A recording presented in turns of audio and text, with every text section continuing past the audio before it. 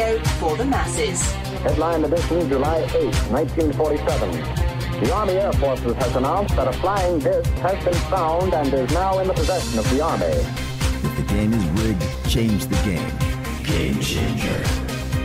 I occasionally think how quickly our differences worldwide would vanish if we were facing an alien threat from outside this world. This is Fade to Black with your host, Jimmy Church, on the Game Changer Radio Network and KGRA, the Global Radio Alliance. I need your help to get to the year 1985. You're listening to Fade to Black with Jimmy Church on the Game Changer Network.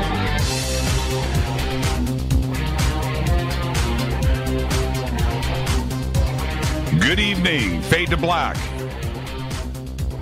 Bespoke radio for the masses. Yeah, man.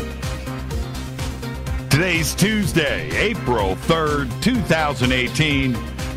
93 days into the new year, just 272 days left. We are live from a bunker somewhere in downtown Burbank, California, and I would like to welcome everybody listening all around the world, all across the United States. Hither and thither, to and fro, back and forth, up and down, east and west, north and south, far and near. This is Fade to Black. I'm your host, Jimmy Church. What is cracking, everybody? How you doing? Great night ahead of us. For KJCR, the Game Changer Network, and KGRA, the Planet, let's rock this thing. Tonight, we have very special guest. Emery Smith is back. Emery Smith is here to talk about his Coast to Coast AM show with me this past Saturday. Were those voices the NSA? Don't know. What was the interference? It went on throughout the show. The good thing is, the great thing on this is that I don't know what Emery heard, okay? And I know that he heard things because I heard things, but we haven't talked about it. So for you, the treat is this. You get to hear Emery and I talk about it together firsthand tonight. So you get to hear that discussion. I told Emery I don't want to know. Let's save everything for the show, and because I think it's a very interesting conversation. And the other part of it, what is really great, and I know this seems strange, but what went down on Coast on Saturday night was a gift. It was a gift for all of us because you guys got to experience what we've been on about, what we talk about, the interference and the thing, and and you got to hear it. I still don't have an explanation for any of it, but you got to hear it. Some of you heard it. Some of you did not. And that is even crazier to me. All right? So there you go. So that's what we're going to do tonight. And this is a rare show. It's a rare show to have something like this go together. And there's a lot of other things going on at the same time. That is a revolving not only around this show, but you, the audience, and Emery Smith, and other things that are playing out right now. These are crazy, crazy days, and I think it's excellent. So I'm going to talk about all of that in just a second. Tomorrow night here, Sonia Grace is joining the show for the first time. I cannot believe it's the first time that Sonia Grace is going to be with us. She's one of the best, and so she's going to be with us tomorrow night. Very anxious to introduce her to all of you. Some of you have, been following Sonia for years, and you've had the opportunity to see her speak and so forth. But for those of you that haven't heard Sonia, on an interview on a radio show like this, this is going to be a very, very cool evening. So that's tomorrow night. Sonia Grace here. Thursday night, another Fader night with John Rappaport and his No More Fake Newsroom Live. I am going to ask John And I don't do this on Thursdays when he's on the show. It's his segment, and I really enjoy being surprised, like the rest of you, on what he's going to be talking about.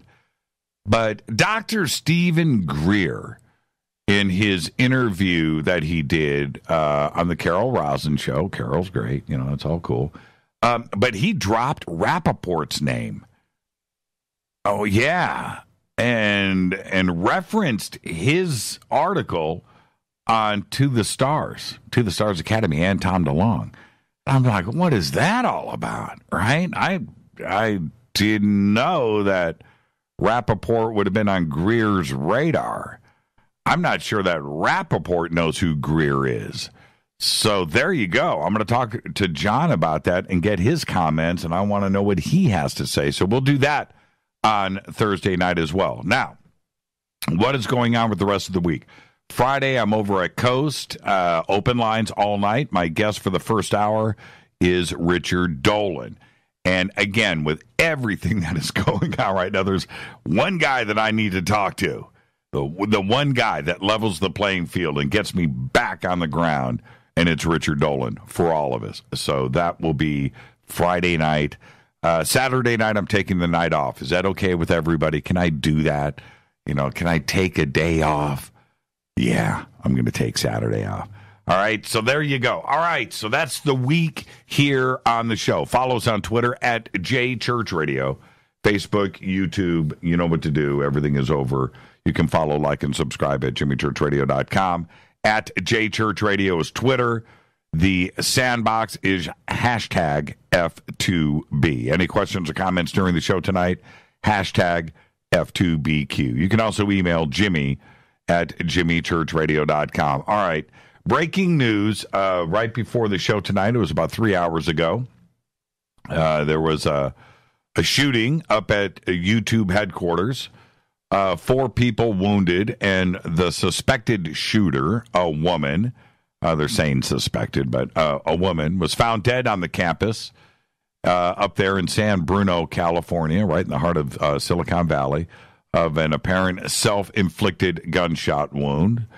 We still don't have her identity as of 7 p.m. I will defer to Twitter. If anybody gets that during the show tonight, Rita will certainly hit me up here in the studio, but you can do it in Twitter and let me know. 3 people were transported to the San Francisco General Hospital. 36-year-old man, critical condition. I'm assuming the shooter's boyfriend. A 32-year-old boyfriend, husband, we don't know yet. A 32-year-old woman in serious condition, and a 27-year-old woman in fair condition.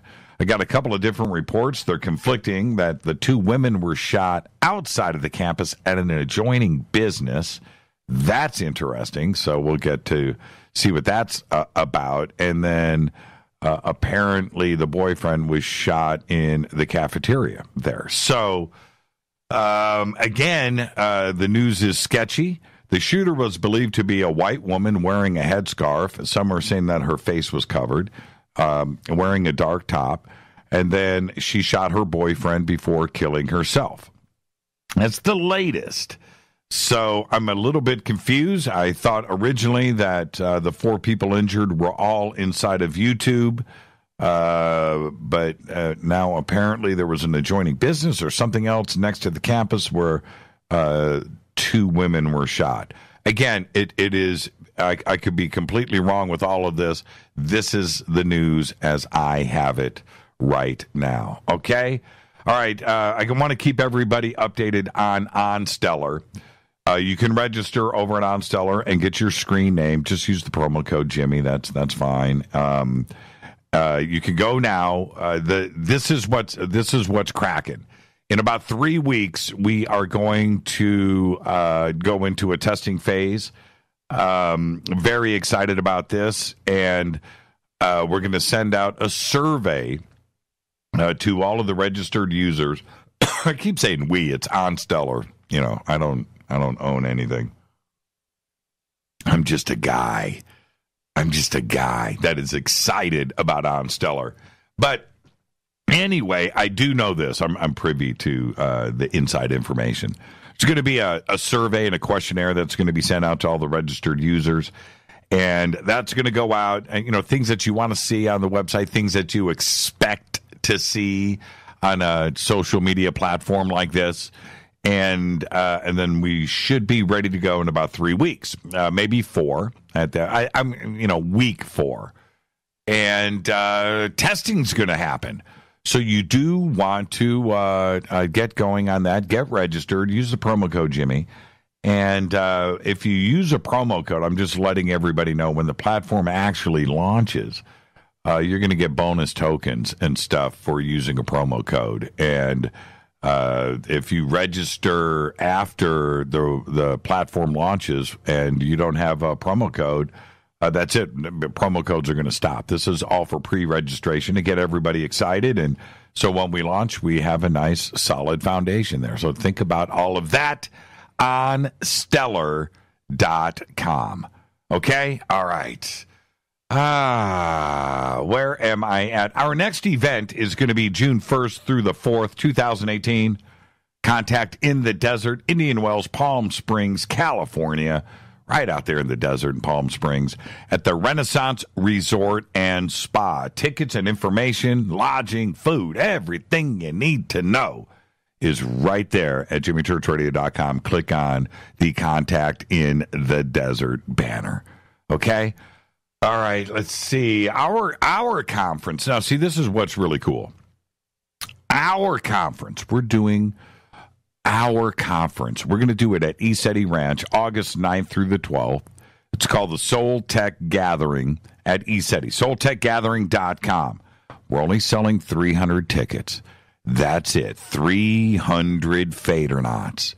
Teaching, classes, friendship, memories, and, of course, everything that happens at ECETI that goes along with it.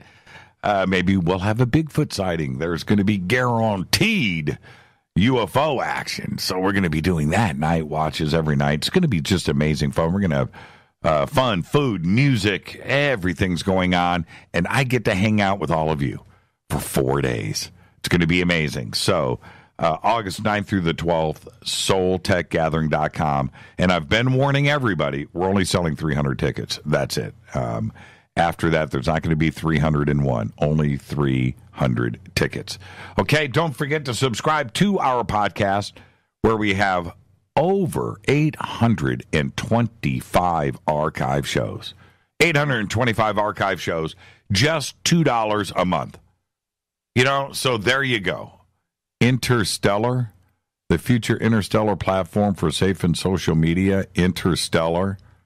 I have the future interstellar platform for safe social media on Stellar Social. I see that. I'm not sure. Okay, I'll check that out later. Okay. Don't forget to become an official Fadernaut. You can do that in our membership section on the site. You get the bunker cam. Everybody's on the bunker cam tonight because we're sending it out there for everybody because we have Emery Smith back here. But you can get commercial-free downloadable archives. You can get autographs, hats, T-shirts, email to me, all kinds of fun stuff right there. Become a Fadernaut today. Help support the show.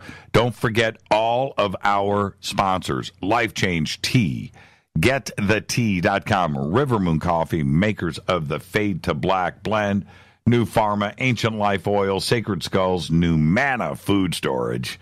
I think we're going to snack on Numana tonight after the show. Yeah, Numana. Just use the promo code Jimmy, and you'll get an autographed T-shirt and a discount and free shipping. All of that stuff right now. Okay? And, of course, Bearing Optics, Night Vision. Let's get this show cracking. Happy birthday to today. Eddie Murphy is 57. Kind of weird because I watched Coming to America on Saturday, and it's his birthday today. I forgot how funny that movie was, man. We watched that Saturday. Alec Baldwin today is 60. Have you seen Jerry Seinfeld's series? It's it's like 6 years old now, but Comedians in Cars Getting Coffee. If you haven't seen it, go check it out. I think it's on Netflix. But there's a pretty good episode with Alec Baldwin. It's pretty funny. And, of course, we can't forget his stunning performance in Glengarry Glen Ross. Our dead guy's birthday today is Marlon Brando, 1924-2004. died at the age of 80. Don Vito in The Godfather, and, of course, Colonel Kurtz in Apocalypse Now. That is all. That's all I have to say. Marlon Brando, happy birthday. On this day in history, 1996, Ted Kaczynski is arrested by FBI agents and accused of being the Unabomber, the terrorist responsible for 16 mail bombs that killed 3 people and injured 23 during an 18-year period. And as it turned out, it was MK Ultra. Fader fact: Elvis Presley is considered the best-selling individual artist of all time, with over 500 million records sold. But he never performed outside of North America. That is a Fader fact. Tonight, very special guest, Emery Smith is here. We're going to talk about that show we did together on Saturday night over on Coast to Coast AM. What were those voices? What was going on? Who was running that electronic interference during the show? We're going to talk about that tonight. Tomorrow night, Sonia Grace is here, and she's here for the first time. I'll say it again. I can't believe this is the first time Sonia Grace has been on Fade to Black. And then Thursday night, Fader night, John Rappaport's going to be here in his No More Fake Newsroom live. Now, tonight, Emery Smith is here. And over the last, just when, this is what is weird. Just when you think things were simmering down in the UFO community, you know, getting a little dull, this past week has been extraordinary. Things are going nuts. In December, we had what we were calling the Days of Disclosure, and, of course, that turned into a big, nothing bomb. And, well, let's hope that it doesn't. But what is cool about what happened in December was the mass media is now reporting on UFOs. Whatever it was reporting on, to me, doesn't matter. The fact is they're getting acclimated, and they're starting to report UFO activity. And it seems that the mass media is okay now with reporting sightings and videos, no matter where they come from, right? Okay. So, but then it just kind of died off. And it died off for a lot of different reasons. But over the last week, things really, just when you thought, right? So we have the Atacama mummy news, and that alien that was featured in the movie Sirius that Emery Smith was part of retrieving the DNA samples from. Strange that Emery was on the show last week when this white paper was released. And then, of course, on Coast to Coast. I set up those shows. I didn't know that white paper was going to go into a peer-reviewed journal, Dr. Nolan. I didn't know about that. Strange timing. You would think I was involved, but I wasn't. So anyway, so we have that.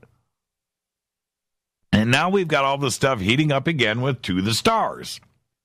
And both of these stories, news breaks, are getting, pushed to the front burner by Dr. Stephen Greer. Stephen Greer was just on the Carol Rosin show, seriously breaking down the DNA, the test results, and how that should have never been published in a peer-reviewed journal. Dr. Nolan is now working for To the Stars Academy. He's also tied to Stanford, and the implications of all of that, and Greer calling, the CIA card. And if anybody can call the CIA card, it's certainly Dr. Greer, and he knows he's got more information on that than just about anybody. So we have that. And then, so we have the Atacama mummy news, and then with the To the Star stuff and how that lines up with Tom DeLonge and Luis Elizondo and the naming of ATIP, right? And is it aerospace or is it aviation? And Dr. Greer's tweets today, well, it just so happens that with all of this, I had a friend of mine that was literally on the phone with the Pentagon all day today. And I got the news. Now, so over the next couple of days, either we're going to do something on Thursday, and we'll have a very, very special guest on Thursday to talk about what happened with the Pentagon today, or that guest, because we're waiting for some other data to come in, or that guest will be on Monday, regardless if we get the data in or not. So here we have Dr. Greer talking about Luis Elizondo and a interview he did with a Turkish outlet, and saying that ATIP wasn't called ATIP, it was called something else, and that doesn't even really matter because something could have been lost in the translation. But what is interesting here is Dr. Greer, and Greer may be right, I don't know, but this is Turkish and Luis Elizondo, and then the translation programs coming back that are translating the Turkish into English. Maybe something was lost, maybe something was confusing between Elizondo's statements and then how the reporter recorded it and wrote it down. I don't know, but it's certainly there. But Dr. Greer is in the middle of both of these situations right now. And he's not holding back. I think, and it's my opinion, no matter what you think about Dr. Greer, I think he stands on pretty solid foundation with this Atacama test results and his complaints about it. And the doctors and the PhDs that are involved in this DNA research we're talking about all top shelf stuff. But Nolan, how he has gotten himself involved in something that could blow up. And I'm talking about there's the possibility here that this white paper could get removed from this journal. That happens, that ties right back to what Nolan is doing with To the Stars Academy. And what is the deal with To the Stars, again, stumbling one more time? I don't want anybody in the UFO community to stumble. I want all of this to push forward. And that includes To the Stars. I've got friends, people that I consider friends. Peter Levenda is a friend. I consider Peter Levenda a friend. I don't want to see Peter stumble. I don't want to see To the Stars go away. But who is funding To the Stars? Where's the money coming from? Why is there one stumbling block after another? And what appeared to be a very solid white paper that went into a peer-reviewed journal, striking down the Atacama mummy, all of that, and it turns out that it just may all be fraudulent and the information incorrect. How does a paper on an alien mummy make it into the most respected DNA peer-reviewed journal in the world? How does that happen? Who pulls that off? And then we have, well, who pulls it off? Well, you've got Dr. Nolan with To the Stars Academy and publishing this paper. It's getting a little dirty. It's getting a little funky out there. And then you throw in this aerospace aviation question with ATIP. Who keeps stumbling at To the Stars? And ultimately, where we keep having this alienation, no pun intended, between To the Stars and the UFO community, To the Stars needs the UFO community. You can't, as Grant Cameron says, divorce the UFO community. You can't do that. You need the UFO community. It's big. It's big. Something is amiss. And all of this is going on at the same time. Now, this special guest that I'm talking about will either be here Thursday or it's going to be here Monday. Either way, we are on it. We're going to discuss all of this, and we're going to get to the bottom of everything. I want to remind everybody, I am not a journalist. It's not what I do. I'm a show host, but I have friends who are. I have got people out there that I respect that will get the job done and get to the bottom of all of this. And they are excellent at what they do. And you get some of these bloodhounds on your trail, it's not going to end good if you have something to hide. Okay, if everything is cool, fine. But if you're screwing up and you've got something to hide, people are going to figure it out.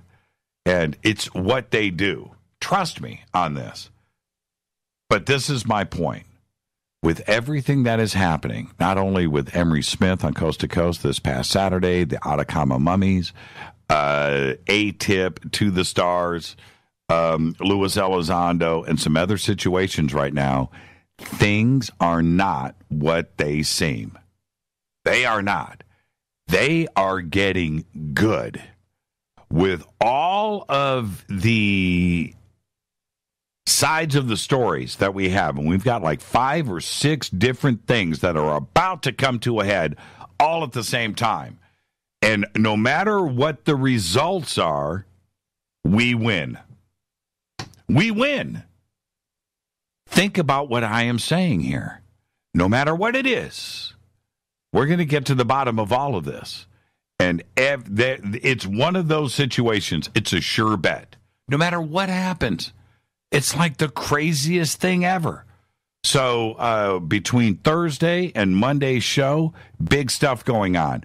Who we have on this show next week, it's going to be electrifying what is happening right now. So big things are happening, and I'm so happy that not only what Fade to Black is able to do, what I am able to do after the last couple of years of all of this upheaval and things, and it was just happening so fast on all fronts, that we are able to present everything out there to all of you.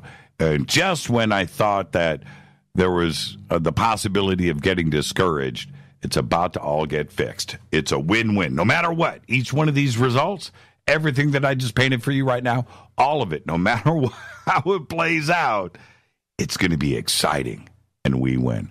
All right, this is Fade to Black. I'm your host, Jimmy Church. Tonight, Emery Smith is here. Tomorrow night, Sonia Grace.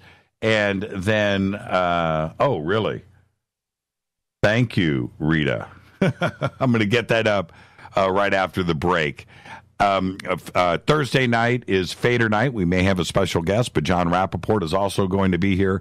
Friday night, I'm over at Coast to Coast AM, and my guest will be Richard Nolan, followed by open lines all night long. All right, let's do this. This is Fade to Black on KJCR and the Game Changer Network and KGRA, The Planet. You can follow me on Twitter at JChurchRadio, simple enough, at JChurchRadio. Email is jimmy@jimmychurchradio.com. I'll be back right after this short break with our guest, Emery Smith. Stay with us, everybody.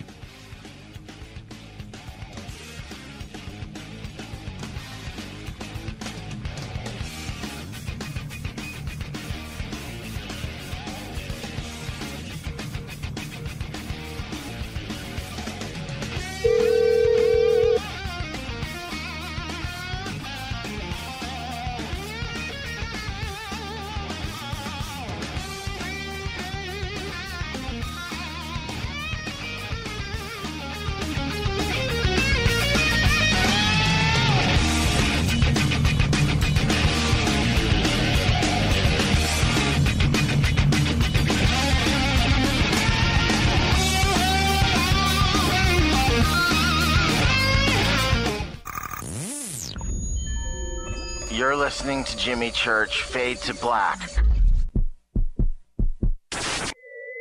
Fade to Black will now pause for alien identification. The station that talks the net. KGRA Radio. When you take the beans from Central America with dashes of Indonesian and African mixed in and then roast it to the dark side of Fade to Black, you create the ultimate brew of fringe. Introducing the Fade to Black blend from Rivermoon Coffee. Yes, Rivermoon's darkest customized roast was created for the love of Fade to Black. The alchemy of masterful roasting and smoking the beans is in every sip of this full-bodied, dark Java. I need my coffee dark, deep, with distinct bittersweet chocolate highlights, just like the bunker. Leaning further into the darkness of the roast is Fade to Black blend from Rivermoon Coffee. Just click on the banner at jimmychurchradio.com and use the promo code F2BBLEND for 15% off of your order today. Go Beckley Teppy. Natural Health Solutions with Chris and Ronnie. Hey, Ronnie, how you doing? Great, Chris. Now, you're the CEO of GetTheTea.com, right? Yes, I am. What is GetTheTea.com? I mean, is this tea you buy in a store? Well, no, it's not. Life Change Tea is just that. Life-changing. Life Change Tea is an herbal tea that gently cleanses your body from intruders. What do you mean by intruders? Well, intruders are toxins, chemicals, GMOs, heavy metals, and more. They're in our food, in our water, in our air we breathe. Seriously? Yeah, seriously. And Life Change Tea will help you with removing these, as you say, intruders? That's right, Chris. Are there side effects with this tea? Well, you might lose a little weight. When you clean your colon, you lose weight, you feel better, and you have more energy. Wow. Ronnie, where can people purchase Life Change Tea? Oh, that's easy. GetTheTea.com. That's GetTheTea.com. Ronnie, I want to thank you for being on the show. People, don't forget, GetTheTea.com. 9 out of 10 geneticists agree. Fade to Black is not your father's radio show on the Game Changer Radio Network and KGRA, The Planet.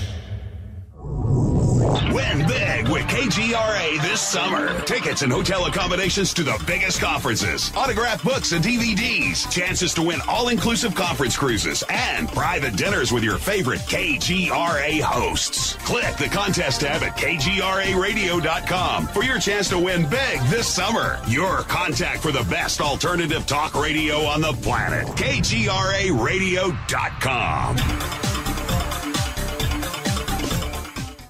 Hi, this is Rob Reiner from Anvil, and you're listening to JimmyChurchRadio.com. What's up? I'm Chris. What up? This is Kyle Massey, and you're listening to Jimmy Church Radio.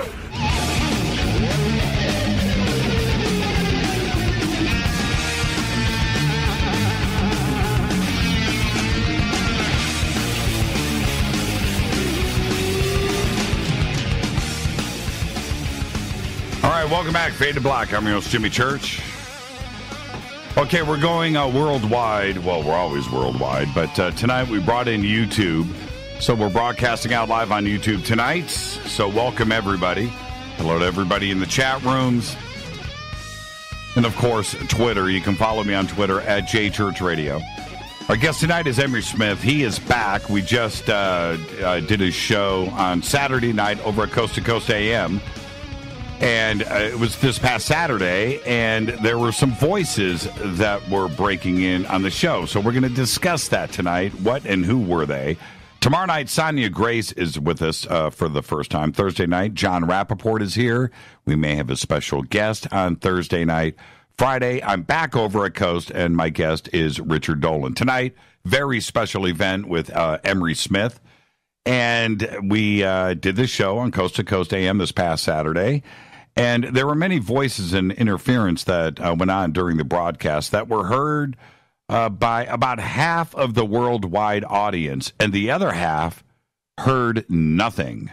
So who was doing it and why? Well, tonight Emery is back on Fade to Black for this very special broadcast to discuss the events of Saturday, March 31st through April 1st. And it was not an April Fool's joke, by the way. I didn't even get, last year I did April Fool's Day 2 on Coast, and I think I did it the year before, and I kind of goofed around on April Fool's. This was nothing. I spaced it on it being April 1st this year because it happened after midnight. He was with the U.S. Air Force. He's got a long history of assignments of highly classified deep black covert operations. And he's been directly involved in autopsying and getting tissue samples on extraterrestrials. Additionally, he has personally witnessed multiple crashed UFOs in possession of the military, and he has studied their composition and operational characteristics. And there are lots of fascinating things for me when it comes to Emery. And certainly, not only this past weekend, with Coast to Coast, but the other UFO news that is breaking throughout the community over this past week. I would like to welcome back to Coast to Coast, back to Fade to Black, Emery Smith. Emery, see, I haven't gotten any sleep either. Have you gotten caught up on your sleep? No, sir, not since that night, sir. It was pretty exciting stuff, Emery, and it happened out of the gate. So before we get to the show, we'll do that in a couple of minutes. I'm actually going to start with this. I have, and I know you get this all the time, but now I get to ask this question. I get accused and asked all the time if I am part of the system, right? If I'm CIA. If I'm funded, right, of course. Yeah, I get it all the time. And so, and Coast to Coast gets accused of that too as well. It's really funny. But I can assure you that I am not. I know that you get it all the time, but I am going to ask you right now, are you CIA? Are you an asset? I am not CIA. I am not with the DOD or the military anymore. And moving forward, there is nothing going on with me as far as work related with that. And that's why I'm coming forward with all this amazing information. And that's why I'm kind of being suppressed just a tad. The way that this stuff went down on Saturday on Coast to Coast, which was very strange. Is that something that the CIA would do in your experience, or the NSA? Would they run that kind of interference on a major?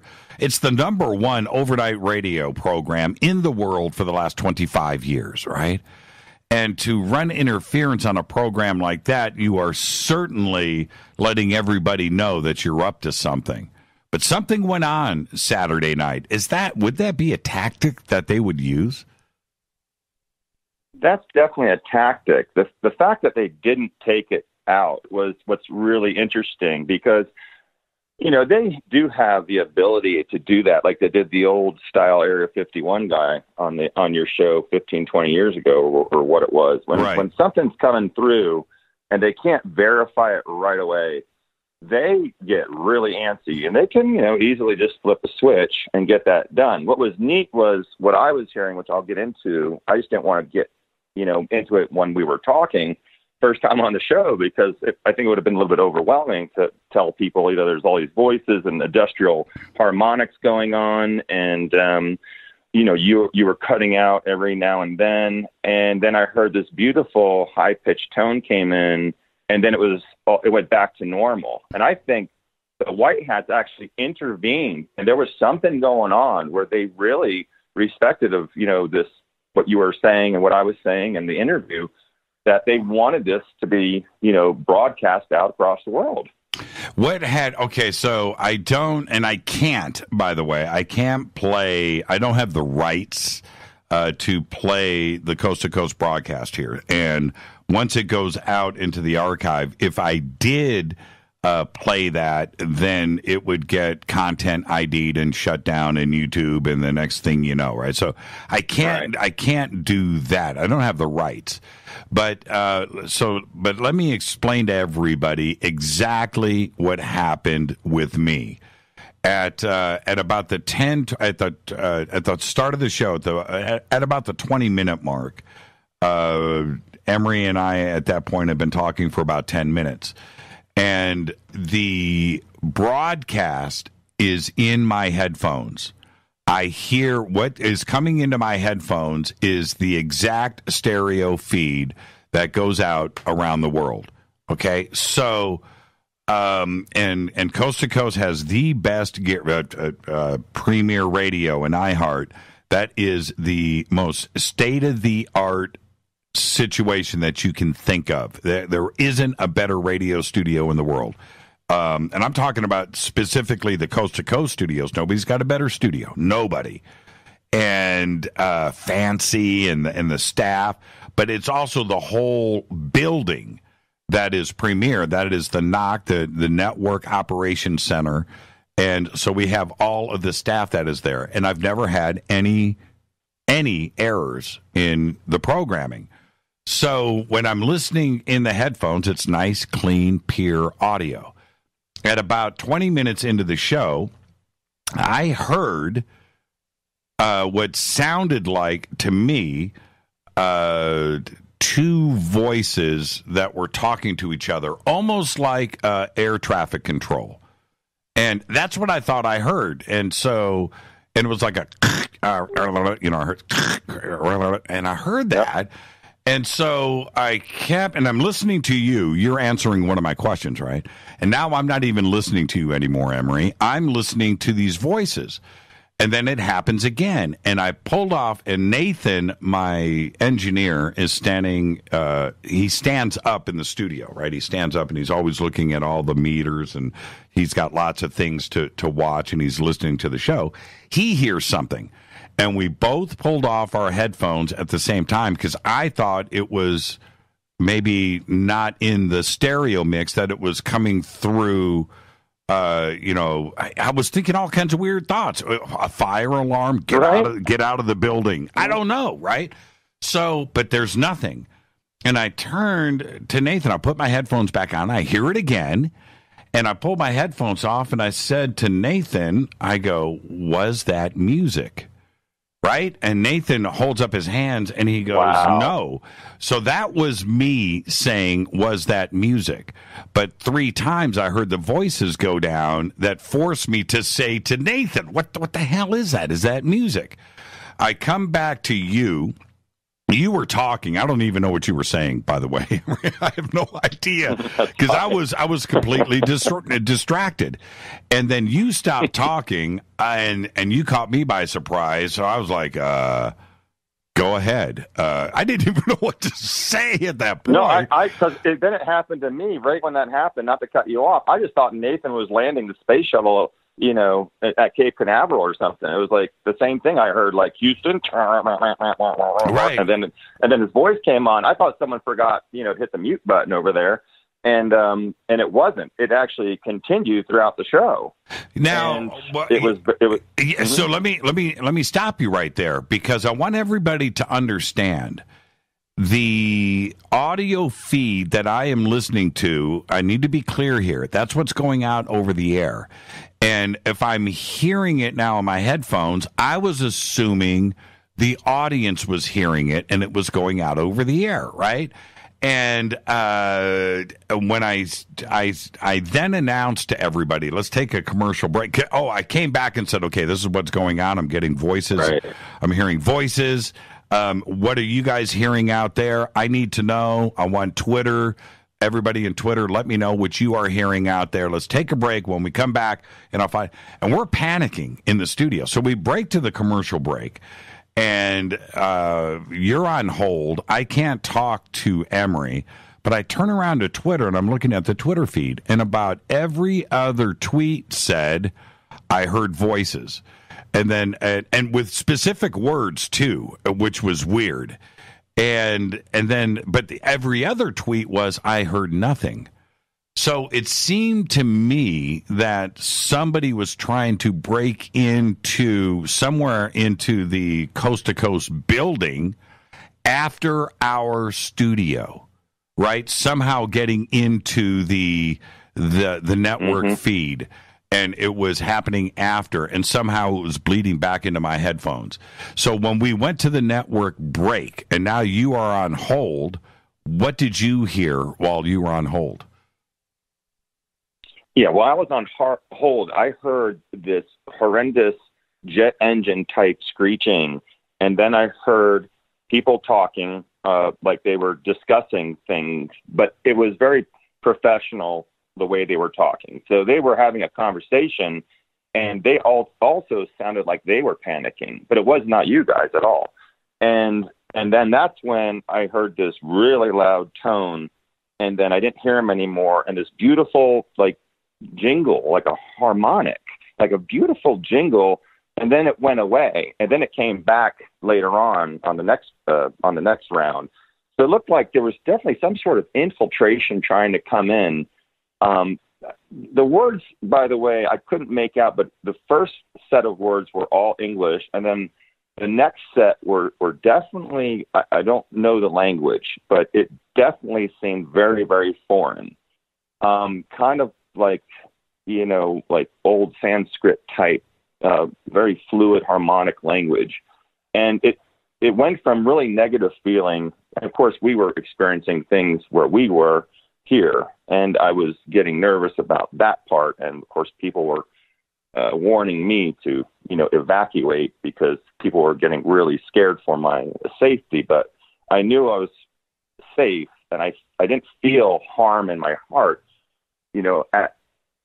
towards the end. I mean, towards the end, I felt very comfortable with it. Yeah, the first, couple hours I was on my toes. Let's just say we were really on our toes because it was very nerve-wracking. As you came back and you were explaining, what had happened, and the same thing we were kind of experiencing, but on a different level. And I think it was actually different, but it definitely happened. No, hands down, it happened.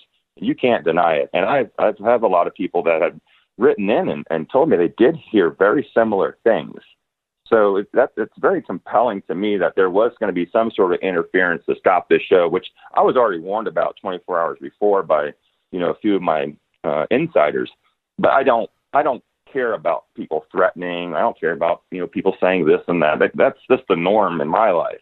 But when someone, actually comes and, you can feel it, or you can, you're actually doing something that they're really, trying to affect it. And I also, had a big three sonic booms that came through where I was at that moment, because I had to come into town to do this at another undisclosed location that was, not very secure, to say the least. But so I had a really good signal and everything.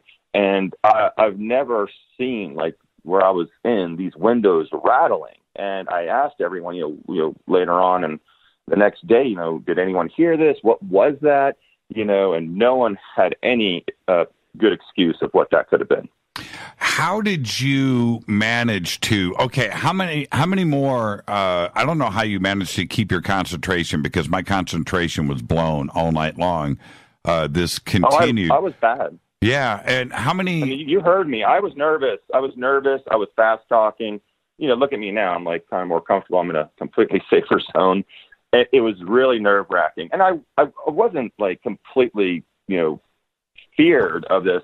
I was prepared. And when I get prepared for something, yeah, I'm on my game. And, I'm sorry that maybe I sounded a little weird back then, but there's definitely something happening. And of course, with all the warnings we got the 24 hours before, it kind of was starting to add up. I'm like, well, what are they really going to do? Are they really going to like take out coast to coast? Like, that's never been done. Right. I mean, I've had a couple of assassination attempts, but they've completely unsuccessful. So I was kind of concerned for both of us and what was going on over there, especially with, I know you guys have your own security and things going on over there that you guys are trying to track this down as well. Yeah, absolutely. And the other fascinating thing, because I was watching Twitter, and once everybody was put on notice about this and everybody was listening, they were making comments that there were voices at the beginning of each commercial and some of the bumper music.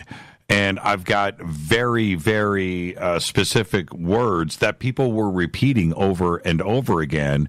Not the words were getting repeated over. The comments were saying the same things. Right. And I have to say, again, I didn't hear anything that was obvious. What I was hearing was during the music. It was during our conversations together. That's where I was hearing this thing, and it sounded to me, and I heard it probably 4-hour show, a couple of times each thing, probably 8 times, where I heard in the background a very audible radio type of communication. Like exactly. Like, what the hell? And it was I did notice there were a couple of people that said, "Hey, Church, man, your question seemed a little disjointed." And I'm thinking, well, what do you think? I wasn't even listening to Emery anymore, man. I wasn't even there. I was trying to. The behind the scenes people don't really know all the things that are going on while we're doing this, and it is nerve-wracking. It's stressful. You did really well. Yeah, it was stressful, and I can't believe you did the full 4 hours, and at the end of that, I got home with Tarita after that, and I woke her up, and she goes, "How'd the show go?" And I go, "Man, that was the strangest thing." I don't know. I don't know. I don't know what was going on. And the fascinating thing, Emery, is that people hear you talk about, threats, or they hear me talk about things that are going on, and they hear, other guests talk about these things. But that's the brilliant part of what happened on Coast to Coast. Finally, the audience got to hear on such a grand scale what actually goes on in our community. We are not joking about this. This stuff is real. And I think and believe, just because of all the responses I've been getting, thousands and thousands and thousands that came in, everyone did hear something or heard a little bit different, but they all, like you said, it was very similar, which made me really believe that this was definitely going on. And when it started to end towards the end, when they discombobulated us, by the way, and that's what they did. And I know they were using very high-powered, different types of techniques to do this. And I did hear it about 8 times too. This conversation back and forth, like airline pilots talking, this little garble. I heard like a language, and it really stuck out. And I'm saying it live because I want other people to write in and let me know if they heard anything similar like this. But it sounded like, and I don't speak Navajo language, but it sounded like an Indian. I'm Blackfeet, by the way, but it sounded like Navajo language. I know that because I've heard some Navajo songs. I have friends that are Navajo, and when I heard this, I was like, no way! Like, who's on a radio doing that whole clicking on and off? And It went from like this English babble, and now it's this other babble going on, and I don't know what they're saying. And I'm getting, I'm a little alarmed. You were alarmed. Yeah. So Nathan and I, we go back. We did this a couple of times, and we went back and during the breaks, went back and listened to the audio, and there was nothing there. And I swear, I thought, man, I'm taking crazy pills. I hear it, but it wasn't getting recorded. So that says to me, well, you have to remember this though. And the studio is isolated, right? So our recording, all those hard drives are recording what's coming directly off the board. What leaves the studio after that and goes out to the satellites and all of the network feeds that are happening, right? That's post us, and that's where I think that they were breaking in. And so that's why it wasn't getting recorded by us. And we were fascinated with that because I expected to hear something. When we went back, when I first started to hear it, I listened to that full 5 or 6 minutes before I said anything. I listened to that, and it was clean. I was like, that's impossible. It's impossible.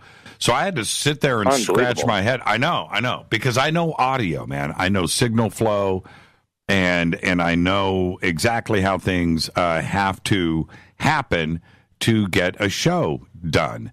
And it didn't record. So it happened after the fact. They were breaking in to the feed, and between our studio and the satellites, they were able to do that. But somehow that interference came back into the studio, and I think that's where they slipped up. Somehow it exposed itself to me. I mean, I heard what I heard. Rated back somehow through some sort of frequency that you finally heard it, but you actually heard it first, and then a few seconds later I was hearing it. So that makes sense as far as like the time it takes.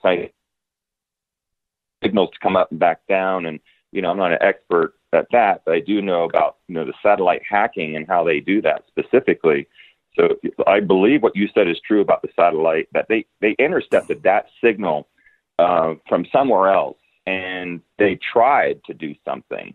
But there was another, I feel in my heart, just because you know what I'm into, there was another interference that said, you better, stop that. Or I heard that too. You're not. You heard that? What I heard was this. This is what I heard, and I thought again. Let the audience know. Let the audience know. We don't know. We have not spoke about this. You and I have remained silent. No. We've remained silent. Emery and I have not discussed any of this. But I thought I heard stop him. And so I was like, when that was, and you're talking, right? And I hear this, and I turn around to Twitter, and I see in Twitter, I just heard stop him. And at that point, I couldn't even think anymore. I just couldn't think. That's exactly what they said. Wow. Yeah. That's what I heard. Yeah. It was, and the fact that I want everybody to really understand technically what I'm talking about. If it would have been coming in on Emery's phone, then it would come into our feed and it would broadcast out. That did not happen. If we were playing it back from the studio on the inside, we would hear it, it would get recorded, and it would go out. That's not what was going on here. It was somewhere else, and when I saw somebody say in Twitter, they go, "I just heard stop him." I was like, "Oh man, okay, I'm not crazy. This is actually happening." But I clearly heard stop him, and it was something like there was a response to that. It was stop him, and then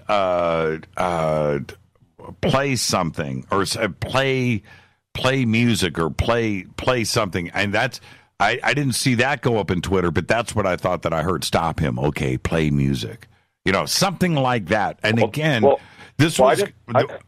want everybody to understand, this was going on when you were speaking, so I couldn't, clearly pick everything out. Wow. You just blew me away, because that's what I was referring to, this harmonic song that played after they, said stop him. There was this pause, and then I heard that beautiful. Well, first I heard the crazy industrial music, and then right after that I heard this beautiful harmonics, and then it stopped. So that what you just said completely correlates with what I heard on my phone. Right. I'm getting this out in Twitter here. Stop him is what I heard. Somebody was asking, was it stop Emery or stop the interference? And I just, put this out there, stop him. And that's, it was a crazy thing. I've got to take a break right here, Emery. When we come back, let's continue the conversation. Lots to talk about. And there's all the other news and chatter in our UFO community that's going down.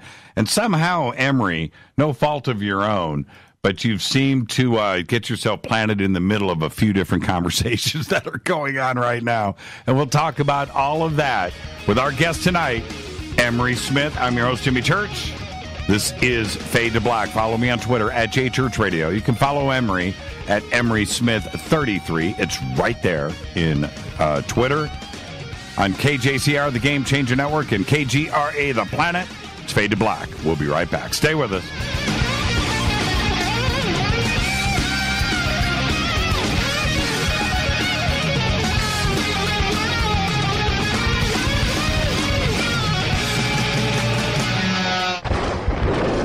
This is Fade to Black with Jimmy Church on the Game Changer Radio Network and KGRA, the Global Radio Alliance. This is KGRA Digital Broadcasting Station, Salt Lake City, Utah, Van Buren, Arkansas. Hello, Fadernauts. This is Jimmy Church, and I'm introducing New Pharma, a company whose products are based on science. Human function based on the endocannabinoid system, or ECS. New Pharma firmly believes in this science, and their research indicates that support of the ECS provides the beneficial effects for a healthy lifestyle.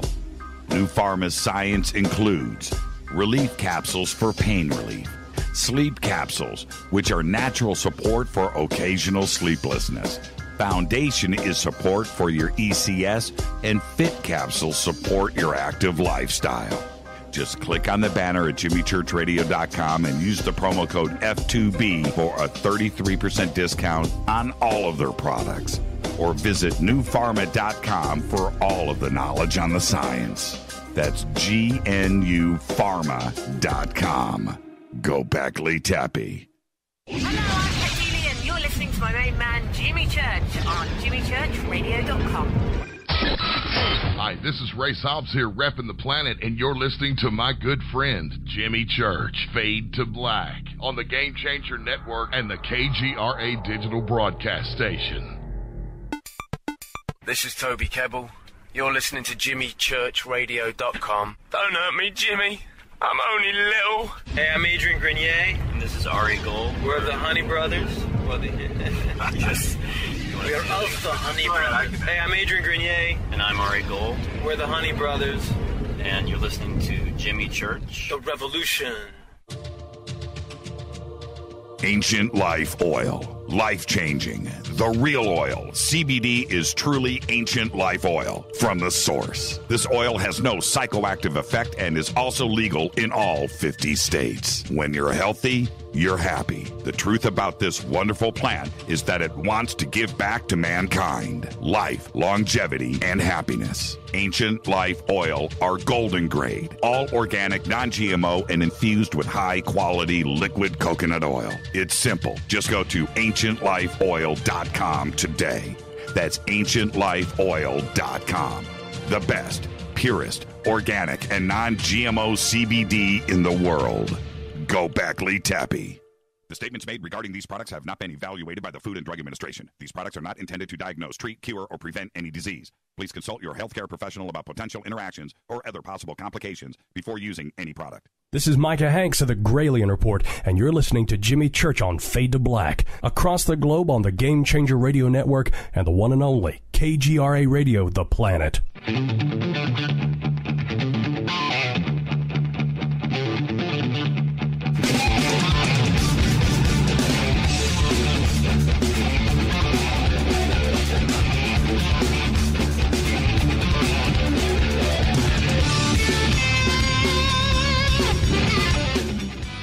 Welcome back. Fade to Black. I'm your host, Jimmy Church. Our guest tonight is Emery Smith, broadcasting out on all of our syndication and also YouTube. So welcome to everybody out there on YouTube. A little special simulcast going on. And Emery, I'm going to read you this tweet that just came in talking about the Coast to Coast AM show on Saturday. This is from Ann, and Ann says, Catherine Ann, she says, I heard stop, then thought they said music. It's weird that I heard the interference when listening directly via my local AM station, but when I switched to the computer via iHeart, I couldn't hear the interference. Now, isn't that interesting? See, there's yeah. I still don't know what to think about it. If anybody recorded the show via AM radio, and you happen to do that, I would love to get a copy of that. I've heard comments from people out there too as well. On Sirius XM, they heard nothing, and it seems like it was during the AM broadcast, which is then we're dealing with satellites and so forth too as well. Well, so is Sirius. Man, it's bizarre. The whole thing is bizarre. It is. Now, I wanted to go directly at a couple of things that happened simultaneously with everything else between your show on Fade to Black and, of course, Coast to Coast. The Atacama mummy DNA test was published in a peer-reviewed journal and made national news, worldwide news. I find it strange that the Atacama mummy would be important enough to make it into a peer-reviewed DNA journal. But that's one thing. But it got picked up by the national media all around the world. Seems to me that somebody is controlling a PR blitz on another UFO story. There's that part. But what do you, because you're involved, okay, so you're involved. I don't know what comments you can make on it, but what... this is the biggest flood. Yeah, go ahead. Yeah, it is. What can you say? Well, I'm going to ask you directly. If you can answer, you can answer. If you can't, you can't. Should that DNA report on the Atacama mummy have made it into a peer-reviewed journal? I think yes. And the reason for that is there's a lot more going on that the world doesn't know about with this being. And even though it looks kind of deceptive right now, things that happen that we don't like, accidents and things, there's always another white light at the end of the tunnel, I'll say. And truth always comes out, and that's all everyone has to really, believe in and know. And things will, this will really jumpstart, what's really going on, at these highly credentialed universities and organizations. And if there was a mistake, not to say anyone's incompetent, but to say, well, what did happen? And why don't we, launch another testing of this? And instead of just having one facility do it, why can't we do multiple facilities at the same time, but not, and do it double blinded so no one knows what facilities and where? And, we have to have controls too when we test these types of specimens. And what that means is, I might want to grow something, improve something in the lab, but, I also have to have a bunch of controls to test it to. And through my experiences, of course, as you guys know, with stem cells and platelet-rich plasma, as a device manufacturer, there is definitely ways to tweak the numbers to say it's more like this or more like that. So if I do 10 samples, and let's say I only got 50% of what I would really like to have, well, I'll just keep testing more samples, because the more controls I use and the more samples, I can kind of pick out, instead of just picking it from 10 samples and saying, well, 80% of this is extraterrestrial and the other 20% is human. Well, let me just run 1,500 more and then pick out only the ones that are saying it's this, that, or the other. Now, I'm not saying that's exactly what happened. I'm just saying this can happen in these types of testing facilities and organizations. And that's a good question, for people to ask. And, everyone's been asking me that. And, hey, I'm just a regular guy. I'm just a regular medic, man, that did the autopsy. I'm not anyone really special. And now we have Chile and Spain and the United States of America, calling me up, and things are getting a little weird. And, I did not have anything to do with the transport of this being, by the way. That was something that was purchased by Ramon from Spain as a treasure hunter down in Spain down in Chile, that he went and met with someone and made some sort of, transaction. But, I'm not sure how he's handling that right now. But yeah, this is a big talk. I mean, everyone is just so upset, and it's great because we want everyone to be motivated by this. Now turn that, you got to transmute that into something good and say, well, that's fine. Something definitely not. If the public and other scientists are coming forward, which is great, and other whistleblowers and other insiders, and they're saying there's something wrong with this. And, I'm not a geneticist. These people are experts, but they know, I know all the data very well, memorized it by heart. But that's not my thing to to talk about. You know, I think we need to get the world leaders in this to really step it up and come forward and say, hey, well, why don't we just retest it? Why can't we just, run this through another couple of labs instead of just having one entity control it? And that's what's breaking my heart is, there is a lot of infiltration of organizations that were funding this project that are connected with the cabal and other entities out there. Right. And Which we can't say it's. Yeah, so let me jump in. I'm going to rudely interrupt Emery. And there's a point that needs to be made here. I think that you have run very clean without aligning yourself with others out there. And so that's fine. But you do have a relationship, or have had, or continue, I don't know, with Dr. Greer. And when I'm asking you questions about Dr. Greer, I don't want to interfere or get in the middle of anything. But he did say one thing in this interview on the Carol Rosin show, and clearly implicated today via Twitter that there is a CIA connection between To the Stars, Dr. Nolan, and Atacama. And that it is a CIA influence here that's pushing this out into the media for both To the Stars, Nolan, and Atacama. And I do see the evidence that he is presenting here that mysteriously Nolan has got himself injected into two different situations here: Atacama, To the Stars, and the CIA being behind all of this.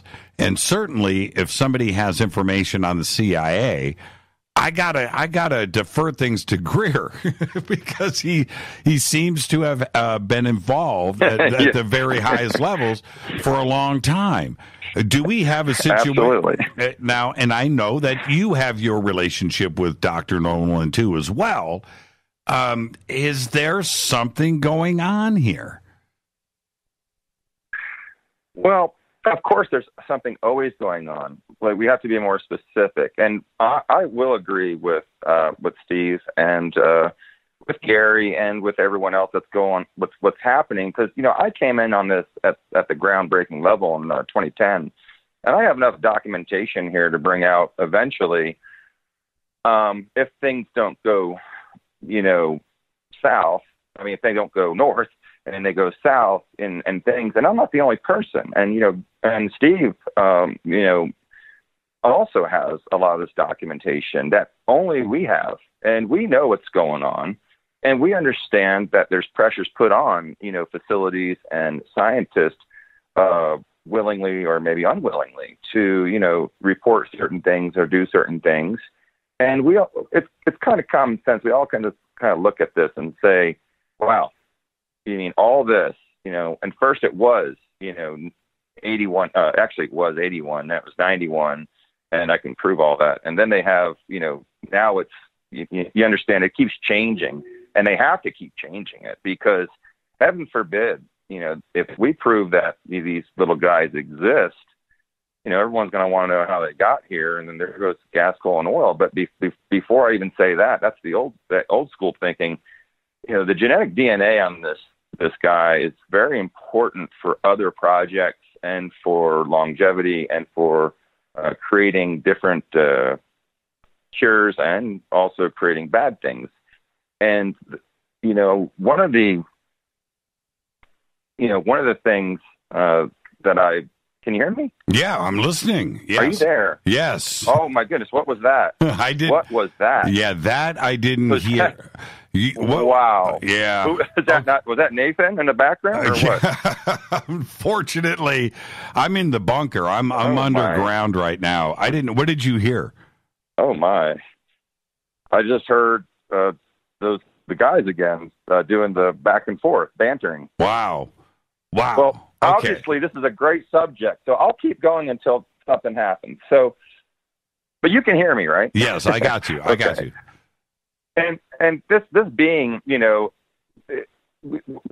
so many things they want to do with this, and there's going to be some control over it for a little bit, and that's okay because it's going to really motivate a lot more people to come forward and say there is no way through this test, the way you tested it too, by the way, that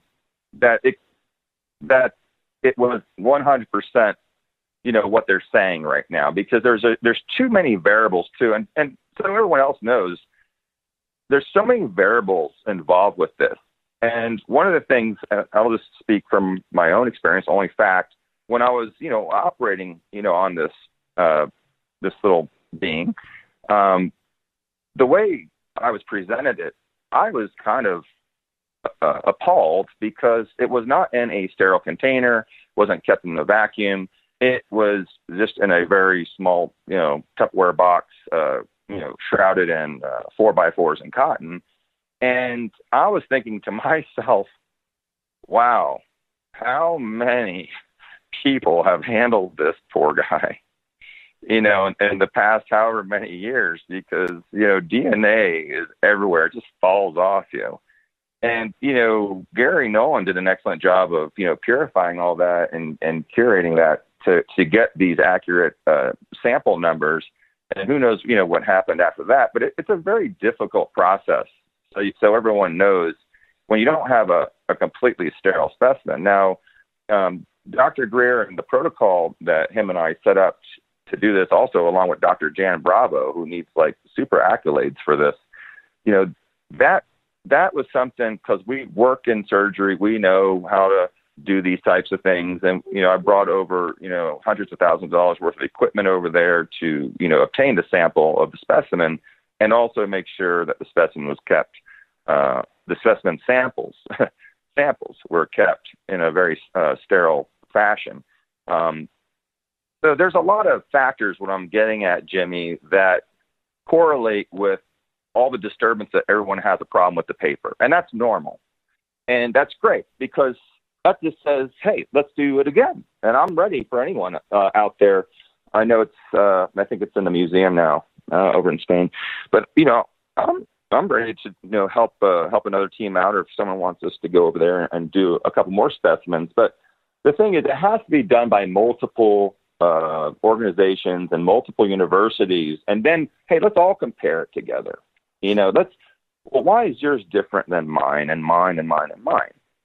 Well, Greer pointed out, again, he presented a pretty solid case. I've got to give him props here.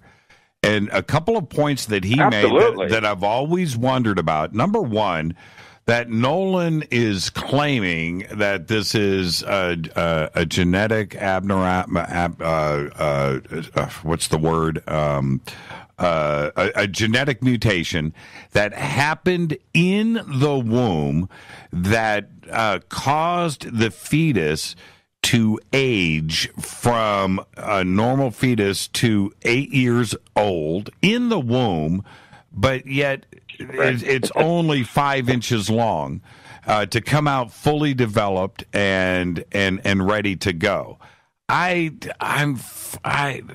can anybody take him seriously with saying something like that? Because I think in medical circles you would say, I agree. I agree with that statement as a medical professional. I also will agree that there are species out there that are born, fully boned and stuff. They usually come out of an egg, however.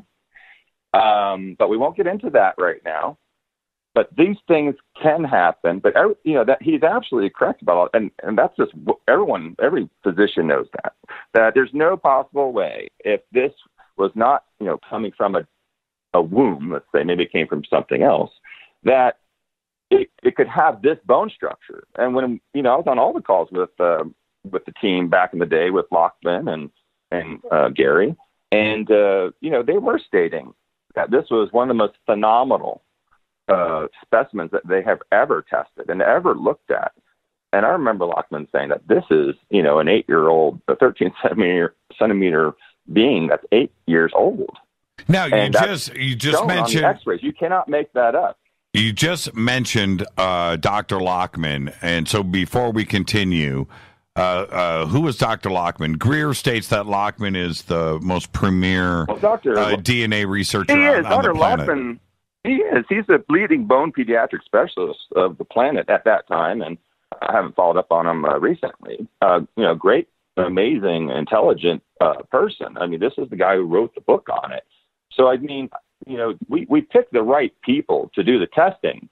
However, over time, sometimes things change and people change, and they have to go back and reiterate maybe they meant something else, which is what's happening. So it looks very suspicious to the UFO community, to their fellow colleagues and scientists, to the presidents of these organizations and of the laboratories.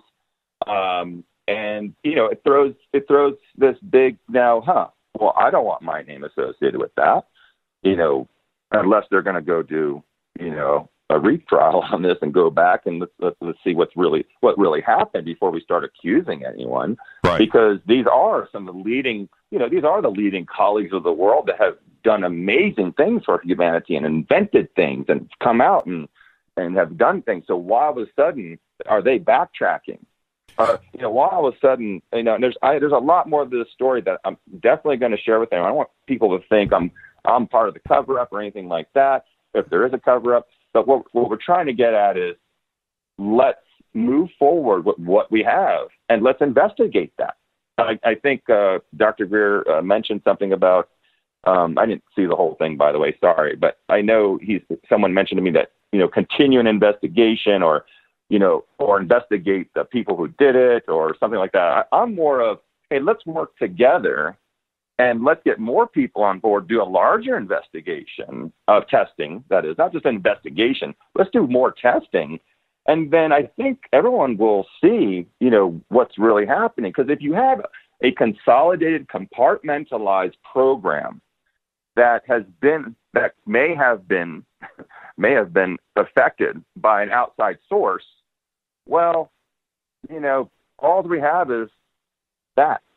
We have no one else to compare. Right. And Greer stated this about Lockman. He said that Lockman would have given the paper a 0.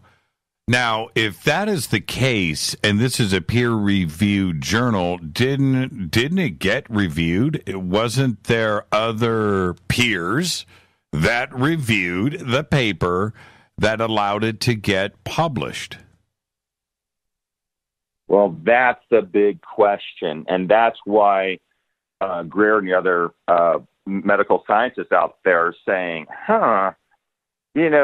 there should be a lot more intervention here of everyone else. So there might have been something slipped under, the noses of the organization, of the laboratory, without saying names. I'm not going to say names, and now it's out there, and all of a sudden overnight. I didn't expect my name to be worldwide to 2.5 billion viewers overnight, and here it is. So that means there's media involved, and anytime you hear the word media, we all want to just put our arms up and say, "Oh, okay, guys, all right, this is just a bunch of malarkey and." What are we going to do now? Well, I'll tell you what we're going to do. We need to investigate, do some more testing, and let's find out what happened. Just because there was a breakdown in continuity of, people assuming this or that or the other, well, let's go check it out, and the truth will come out. You can't hide it if you get so many people involved, and that's why I always tell the world and the collective, I'm like, let's all join together, and everyone else is joining together. But let's make a movement, and let's fund things, and let's do things that help us find out, who is telling the truth and who is lying. And if they're not, if they are telling the truth and they're not lying, well, maybe there was something else going on, that there was another faction or factor with the technology that was used, or with the technology used on the people that were testing it. And I don't want to get weird with this, but these things do happen. And, then there's the disinformation campaign. So then we have things coming out where, back in the projects that I worked in, we want you to see something. They want me to see a reptilian walking down the hallway. So at some point in my career, if I ever turn out to go and talk about it, people are going to think I'm crazy, or they can use that and say, no, he's right. He did see it. Now, was that a real reptilian ET or a hybrid or a programmed life form? I don't know, but I did see something. But now that I'm 65 years old, I want to tell everybody. Right. So, these are very excellent disinformation campaigns. That includes all the specimens that I tested, which they did tell me, 1 out of, 25 specimens may be just a falsified thing. So just because, to see how you'll react, to see how the people react, and the scientists and everyone else involved in the project. And now they're doing this on a global scale to the civilian community, which, of course, media has been doing that forever. Why discredit Greer? It seems to me. It seems to me that TTSA and Nolan threw all of their resources on the Atacama mummy to say that it was an alien, and to put Greer in that position and forcing him to respond, which he has done. I mean, is that the victim here?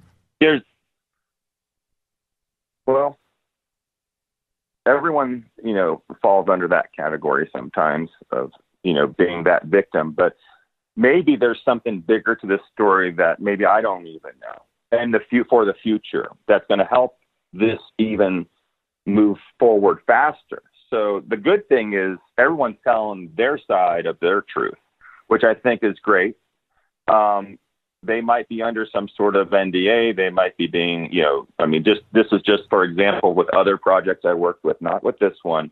Maybe, they have turned into another classified laboratory to handle larger, beings. Larger specimens, larger meaning more classified, not larger in size, but more classified beings. And maybe, these people are getting paid more. Maybe they're being threatened with their lives and their credentialing. There's a lot of horrible and good and bad things that could be going on with everyone involved with this project, by the way. And, I have to be careful to stay neutral right now, because I believe this is an extraterrestrial. I believe also that Gary Nolan is telling the truth with the testing, and I agree with Steve. So, there is and I know that's like, wow, you just basically agree with everyone, but at the same time, I hope what I'm saying tonight opens people's minds a little bit larger than just saying, oh my goodness, I can't believe Stanford did this, or this guy, Dr. So-and-so lied, or and because this doctor is saying this and this. And well, do you ever think about, sometimes we don't know the whole story that's actually, brewing in the background. And I'm a person who believes in positivity.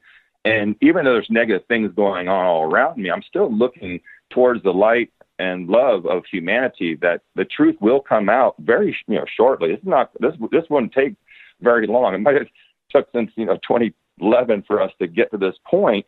But look what it did. It opened up so many people that never, ever worked on extraterrestrials before, or beings of, unknown origin. And now we have this, we have it out in the open. We have the universities talking about it. Now it's everywhere. They messed up with that. Now, I think that's the greatest thing ever, even though I know it might be like a disinformative campaign. The more that's out there, what happens, Jimmy? Even the bad publicity gets us what? That's right. That's right. Gets us. There's no question about that. You guys. There's no question about it. I'm just trying. Let's take a break right here, Emery. We'll take a break. Okay. And you can go on hold and listen to the voices and report back. Our guest tonight, Emery Smith. Right on. I'm your host, Jimmy Church. This is Fade to Black. More with Emery right after this short break. Stay with us.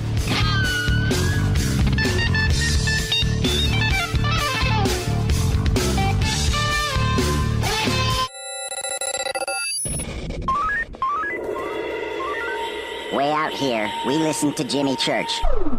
You're listening to Fade to Black. All Always on the edge of the hottest alternative talk. Jimmy Church with Fade to Black. KGRARadio.com. ¿Qué tal, mis amigos? Yo soy Mario Carson, el tiburón, y los invito para que escuchen a mi buen amigo Jimmy Church Radio. ¡Claro que sí!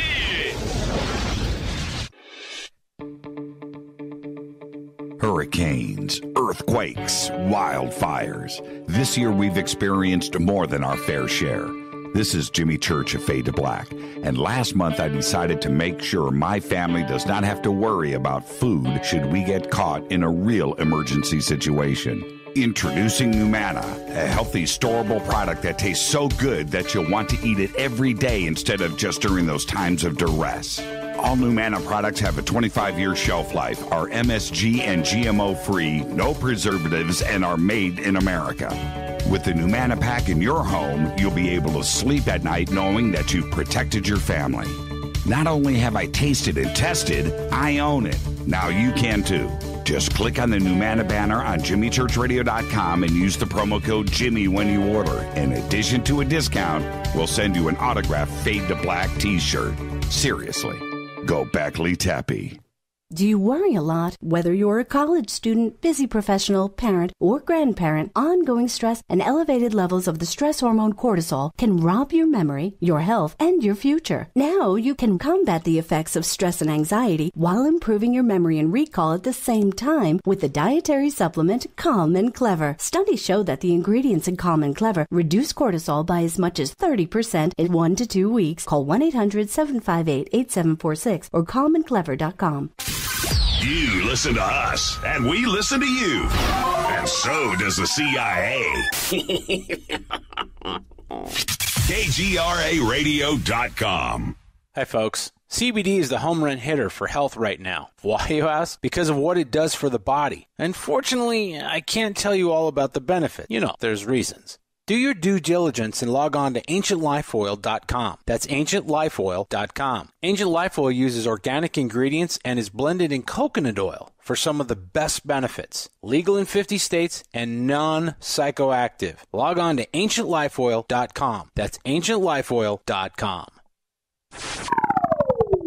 You are listening to Fade to Black with Jimmy Church on the Game Changer Network.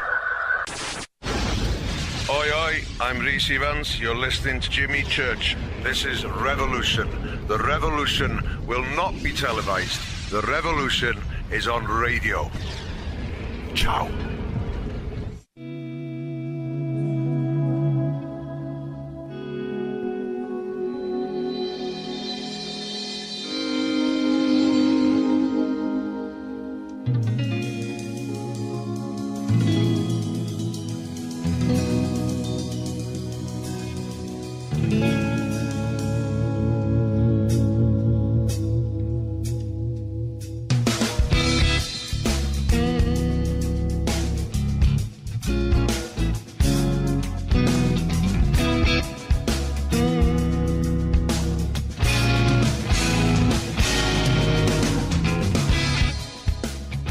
Welcome back. Our guest tonight, Emery Smith, talking about what happened on Coast to Coast with us this past Saturday, as well as all of this other breaking news that's happening, what seems on all fronts of the UFO community. And Emery, somebody just posted about the Atacama, and the DNA results. That this is what Dr. Greer said, that there should be a criminal investigation here. And this post just came up in Twitter and says, Ohio State University just fired someone over fraudulently publishing study results in multiple studies, but they all passed peer review. Is there a possibility here? I'm not saying if you have direct information, maybe you do, but is there the possibility that Nolan may have fudged the numbers? There's always a possibility. There is that. I can't really comment on that. Okay, let me ask the question a little bit differently. Is there the possibility that he used numbers that were accurate but don't play out through other testing. And the numbers that he used for the published paper would have been different if he got numbers from somewhere else. That's a possibility, yes. If that turns out to be the case, could the paper be pulled from the journal? And I'm sure that has happened in the past. I am not a professional, medical professional of any degree. But is there the possibility of that? And what would happen to Dr. Nolan if that turns out to be the case? Well, it's very grim if that is the case. And, some really bad things could happen. And they could definitely pull the paper, and they could also redo this whole thing through other entities, other organizations and entities, if it went to a really criminal action, where there was some big, huge criminal investigation, and they would have to prove that he fudged the numbers. And, that's not something you just read a paper and say, yep, he added these two numbers together wrong, and now we get this. It's a huge investigation. And, that would take a lot of time, and any investigation with this being is going to take forever. I'm hoping that many people get involved if they feel this strong about it and do a really large multi-center study on, the DNA, because that's what's going to prove, what really happened here. Before slapping everyone with criminal, accusations. Yes. Yeah, accusations. Because, of course, I wouldn't want anyone, I want to hope for the best and look towards the light, but it's not always that way in these types of situations. And we don't know, what Dr. Nolan went through and everyone on that paper in Lockman. And, all I can report is, what Dr. Greer and I found early in the early stages, and that this was an extraterrestrial. Now let's talk about that. Observation. Right. First observation. Let's talk about that. And by the way, everybody, I sound like I'm interrupting Emery. If I didn't interrupt, he would talk for the next 4 hours, and I would just sit here and listen. So we do have a mutual agreement. I'm sorry. I apologize as well. We have a mutual agreement between the two of us. Jimmy, interrupt me and stop me. So that's what you said a few minutes ago, that you believe that this is alien. This is an ET. This is an off-planet situation here. So what makes you say that? Is that because you handled it, you looked at it, or are you saying that based on scientific evidence? I'm basing that on my experience working with these samples of beings and beings of other than Earth origin and beings of unknown origin, which my team at that point did not know about. By the way, had no inclination about my. Well, a little bit of inclination, of course, but they didn't know everything because I wasn't really relieving my NDA from all that stuff until recently. And I think by looking at that, if I was responsible for this testing of the ATA, I did mention this to the team, by the way. I would have sent it out to multiple universities and not told anyone and get various opinions and, put all those results into the most accurate, white paper, and then compare, and then wonder why, if there was any anomalies, that, conflicting, anomalies, to discuss that with the world, and not keep it, such a clandestine thing. And most importantly, not have it controlled by a compartmentalized, known organization that has been known to do, certain things that's tied to this, as we know, with Stanford and other people involved with that and the CIA, because it just looks bad. Number one, you know. Did that answer it? Yes, it does. It does. And now let's take things, a step further as we start to analyze this. The DNA testing process, especially with old DNA, it can get very, very expensive. This isn't what's that DNA testing company that advertises on TV? Right. Yeah, whatever, $100, send in a swab. This isn't that. This is a very, very expensive process. And if you're going to send it out to multiple labs, now you're talking about that same expense, but times 5, times 4. With Dr. Nolan here, who was paying for his research?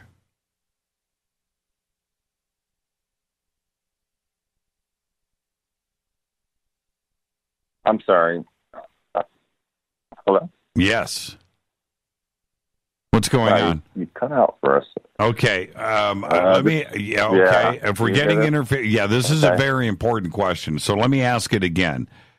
And I enjoy the interference. I heard it, and then it went stop. But go ahead and repeat it for the audience in case they did not hear it. The expense of who paid for Dr. Nolan's testing this paper. Wow, this is going to be, this is the biggest question, and I unfortunately know the answer to this. The first time it was tested. I'm gonna talk a little bit, then I'll bring it back around and answer it, because at the beginning, this was not supposed to cost $1 million for the testing, but it does, and it should have been a little bit less. Unfortunately, now, after realizing and inquiring about what had happened, I have basically been threatened in a way to not mention any type of video interviews with other people on this paper, not Dr. Gary Nolan, though, to not interview these people, or if I do interview these people, I am not allowed to mention the word extraterrestrial, alien, or UFO. So that tells me right there that there's definitely something wrong with this whole paper. So when I did my investigation and found out that there was a major pharmaceutical company that paid for the entire thing and a couple of other smaller organizations, then I knew that, there's definitely this needs to be redone. And no one probably even knows this. And I have the proof for this. Okay, I appreciate you not getting me into the middle of a lawsuit. That was well done. Thank you for that. But does that when you bring big pharma and big money into this, are we now also clouding these results because now it seems to be by agenda? Well, through my experience, when I was working with stem cells and platelet-rich plasma, trying to get things, approved by the FDA and the government, it was very difficult because you can't say, well, this, does this. Because if you mention anything about cures or help heal a wound or whatever, they're going to shut that down really quick.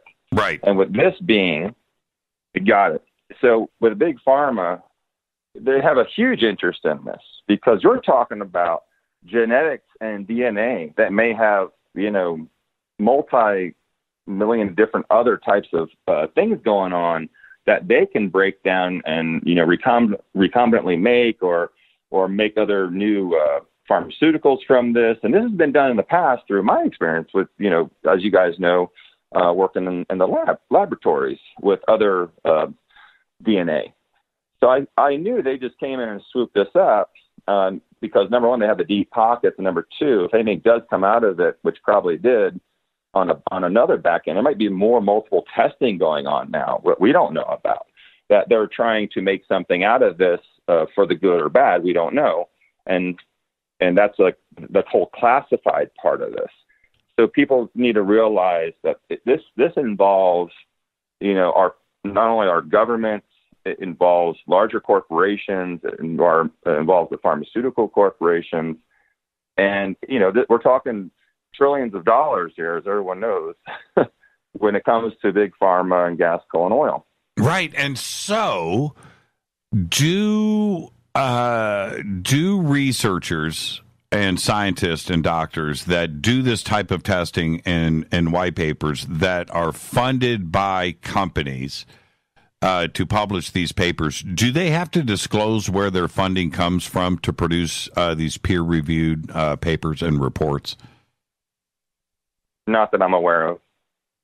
Yeah, I mean, that would make sense, because with all of the universities, a lot of this research testing that goes on at universities around the country are sponsored by large corporations, whether it's Ford and you're doing testing on new tires for a car or a gas or whatever it could be.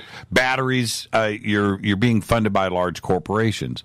So in this case, I don't think it would be out of the norm that there would be funding coming in for a corporation, but it's an alien body, right? An alleged alien body where this DNA testing is going on with. And then you have Nolan, who is also tied in with other ET-type companies that, I'll say directly, I mean, it's public knowledge to the stars. There seems to be something actually going on here. Would he disclose who this pharmaceutical company is? Could somebody tip his hand and force him to do that, like a Dr. Greer? No. I don't believe so, because they're probably, he's probably under a very severe, security watch, NDA, like you wouldn't believe. And, it might be something that others come out with, and, or he might be just given permission to say, hey, just tell everyone, yeah, we did all this, just to get everyone not so excited. So it depends how they want to roll and pitch this paper. It depends how they want to, how are they going to, actually explain this to their colleagues. I mean, their world leader colleagues, they're going to have to answer now, to this paper. Like, how did this happen? And how are we going to fix this? And how are we going to investigate this? So I'm really excited to see what happens now this next year moving forward with this. And I'm excited to come, forward with, other things like this, because it's happening all the time. It's just this one made it public. Yeah, and is there other DNA testing going on? Where are the samples that you originally took? Can those be retested? And are you aware of other DNA results? Not with the Atacama, no, but with other beings and other things that I've been involved with, yes, of course. And I know for a fact that they're doing, testing right now, with Dr. Gary Nolan and the team over there at Stanford on multiple extraterrestrial, possible, other than Earth origin extraterrestrial DNA. And I think you already know that. I think some of the public knows that. And the stuff that I've worked on way back in the day, yes, of course, all of the samples are held in a very secure vault below the ground and in exoatmospheric areas and big vaults that are floating around space. So there is, this going on, consistently for a very, very long time upon some of the first beings that have been captured here or shot down here or crashed here. Did you hear that? Yes. Yeah, that was pretty weird. That was man, I love having you on the show. It was so intense. It was so intense. The lights in my room went completely out. And that was pretty strange right there. That was pretty good. We should do this is like an e-ticket at Disneyland. You should just come on once a month just so we could watch the lights dim. See, and this is, I used to, Coast to Coast threw me off. But I used to freak out when we got the interference going on with this show. I don't freak out anymore because it's so normal. But I will say this, with our sports show, I did sportscasting before Fade to Black. Never one technical issue. Not once. Nothing. Start talking about conspiracies and UFOs and the CIA, and just stuff started happening every single day. And so I enjoy it. I enjoy it. But that was a pretty strange sounding right there, whatever that was. And it was pretty strong. Jimmy, you can ask online to a lot of my followers that have known me, especially with CSETI and stuff. And there has been a lot of anomalies associated with me when I do these kind of things, or if you ever go out with me under the stars, I think you'll have a beautiful experience. Yeah. Oh man. And you know what? I invite you to hang out with us because I can guarantee a wonderful experience too as well. Somebody just said it sounded like a lightsaber from Star Wars. Yeah, it was kind of a. That was yeah, that was pretty trippy. That was bizarre. Yeah. Now, and the listeners heard it. The listeners heard it. Yeah, I'm watching it here. And somebody else said there was a pop before you said that. Somebody else said 2 tones. Somebody else said it sounded like a hummingbird flying close. And it was definitely in stereo, by the way. That's it. Yeah, it was in stereo. I did invite some friends. Yeah, they might be here. yeah, that was pretty cool. That was pretty cool. Back to the Atacama, because you handled it. There was one thing that, there's many, but for me, the feet. Okay, the feet. I have 2 beautiful daughters, right? And I've got a few new members of our immediate family that have been born, and I get to hang out with these beautiful little creatures that have been blessed, and I know what a baby foot looks like, and what is on the bottom of the legs of the Atacama alien are not normal. They're little tiny. They're a quarter of an inch, I would say, 3/8 of an inch feet that are fully developed. I wanted to ask you, are there toenails? What are there fingernails? Everything is it's a miniature version of us, right? It's a perfectly developed 8-inch thing. Were those feet walking? Were there toenails? Those look like perfect adult feet, just in miniature, like you would see on a Barbie doll or a G.I. Joe or something. Those are perfect feet. Was that being walking? Phenotypes like this particular one, which I have a lot of experience with, we noticed that the feet are smaller than it would normally be. And as you can tell, the head is 3 times the size of our head compared to measuring from the sternal notch down to the umbilicus. And if you measure from your umbilicus to your sternal notch, and that's pretty much the same size as the head, from the chin to the upper crown, your head would be 2 to 3 times larger. And as far as the feet, I'm going to wrap this around now. The reason that they're a little bit smaller is because you don't really use your feet in zero gravity. And a lot of the craft we've recovered with these extraterrestrials do have parts of the body that are like really shrunken or smaller. And or maybe they won't even have, ears or a nose or a mouth. And this is because over, billions of years, you change. And you also get hybridization of, multiple races involved. And some of these races may never see gravity. They might be always in space for their entire life. They might be transdimensional as well, where they can change their shapes to however they would like to look. So that's an excellent question. I'm so glad you brought that up, because a lot of people ask that, and they're always wondering, why are these feet, they're just like ours, but they're smaller, their legs look a little bit punier, but there comes the big torso, and then this enormous head with this small neck, and my goodness, if I had to carry my head on this body that was 3 times the size, man, I think I'd just snap like a twig right there.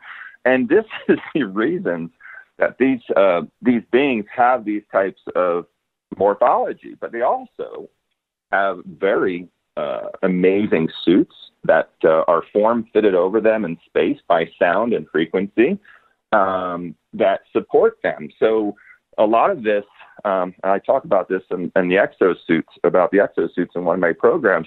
It can basically take all the weight of your body when you are traveling to other planets and other craft that have heavy, dense gravitational pulls. Right. And so they don't need it.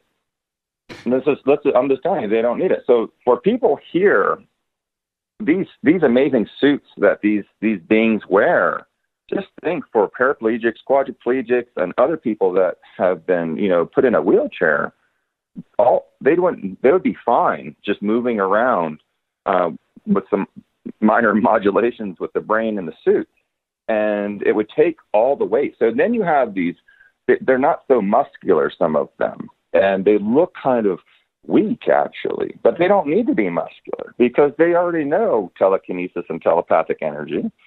So they wouldn't have to, do anything because they could do it all with their mind. And then you have other species out there like the Arcturans of certain races of Arcturus that, my goodness, these are 12 to 30 foot tall beings that are so muscular and big, and they're just, look like these big rock men, and I have a beautiful picture of one that I took on a CE5 with Greer on Boca Grande Island. I'd love to show you. And these things are just, can do anything without, they don't need it even close because they're just so large and big, and they already conquered telekinesis and telepathic energies and all that futuristic stuff you guys see on TV. Now, that's my answer to that. Okay, I'm going to post. I've got to take a break right here, but I'm going to post this picture of the Atacama, and it's your hands, everybody, that you're looking at here. These are Emery's hands, but and you can answer this yes or no. We got 1 minute. I see teeth. Was there teeth? Yes. How can a fetus have a full set of chompers?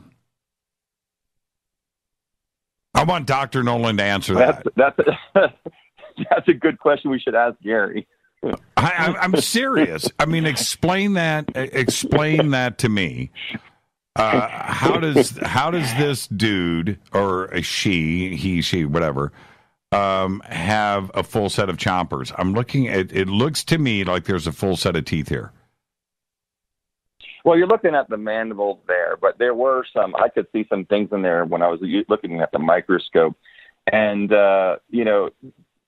regardless, that with everything else this beautiful being has, and it's so sad that there's that it's being put into this direction. But I think it's actually going to help get more information out of this being, and this being is really going to change a lot of the way we think and do things in the world.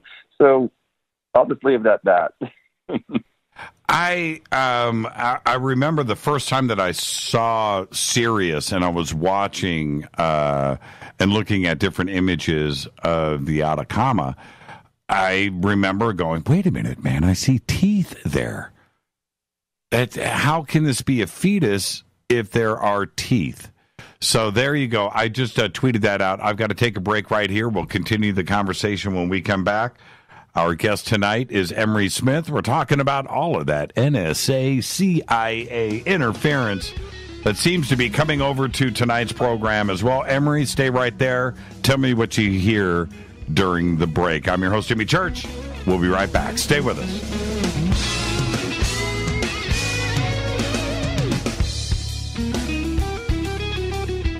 Hi, everybody. This is Rob Halford, the Metal God, on JimmyChurchRadio.com. This is KGRA Digital Broadcasting Station. Salt Lake City, Utah. Van Buren, Arkansas. Okay, nurse, let's get this man to the ER stat. Right away, doctor. We see this every day. Heart attack or angina pain due to blocked and clogged arteries. Chelation can remove obstructions or blockages from arteries and help avoid painful and expensive surgery. Now there's Angioprim. It's a liquid oral chelation product that you take with juice. You start to feel the results fast. Angioprim increases blood flow all over the body, and that means more energy and strength to take on the day with less aches and pains. 60 years of research has gone into chelation, and Angioprim is the result. A safe and easy way to unblock your veins and arteries from buildup that slow circulation. Paging Dr. Jones. Please report to the emergency room right away. Log on now for a special radio offer from Angioprim. That's angioprim.com/radio. ANGIOPRIM. Angioprim.com/radio or call 877-882-7221. That's 877-882-7221. So, you love talk radio? Then you'll love TalkStreamLive.com. TalkStream Live is always on, 24/7 with the best streaming talk shows. Find your favorite talkers and discover some new ones. It's free, readily available online or on the smartphone or tablet. Finding your favorite talk shows all in one place has gotten a whole lot easier. Just go to TalkStreamLive.com. Be sure to download the free apps from Google Play or the iTunes App Store. Your contact for current news and trending topics. KGRARadio.com. Hello, Fadernauts. This is Jimmy Church, and I'm introducing New Pharma, a company whose products are based on science. Human function based on the endocannabinoid system, or ECS. New Pharma firmly believes in this science, and their research indicates that support of the ECS provides the beneficial effects for a healthy lifestyle.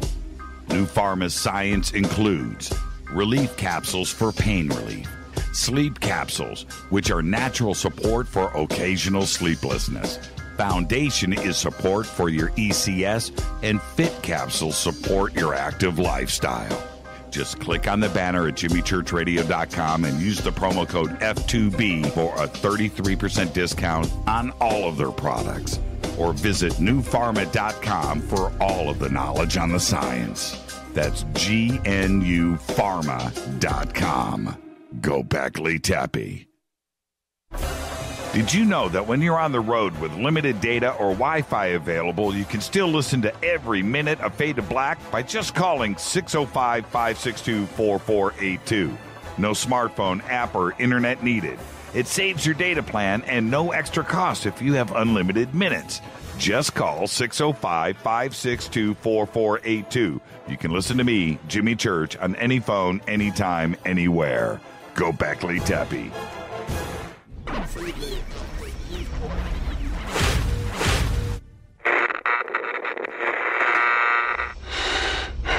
You want to know a secret? I love ponies. I really love ponies. I'm serious. I couldn't stay sane without ponies to brush. Why Fade to Black? Because you never got that pony. Damn it. This is Fade to Black with Jimmy Church on the Game Changer Radio Network and KGRA, the Global Radio Alliance.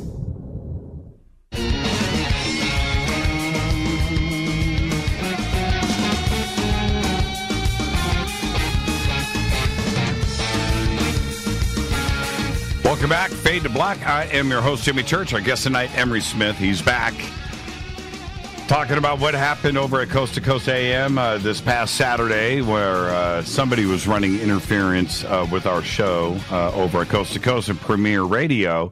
And we're getting the same kind of fun and games tonight, Emery, so let's just ride this out.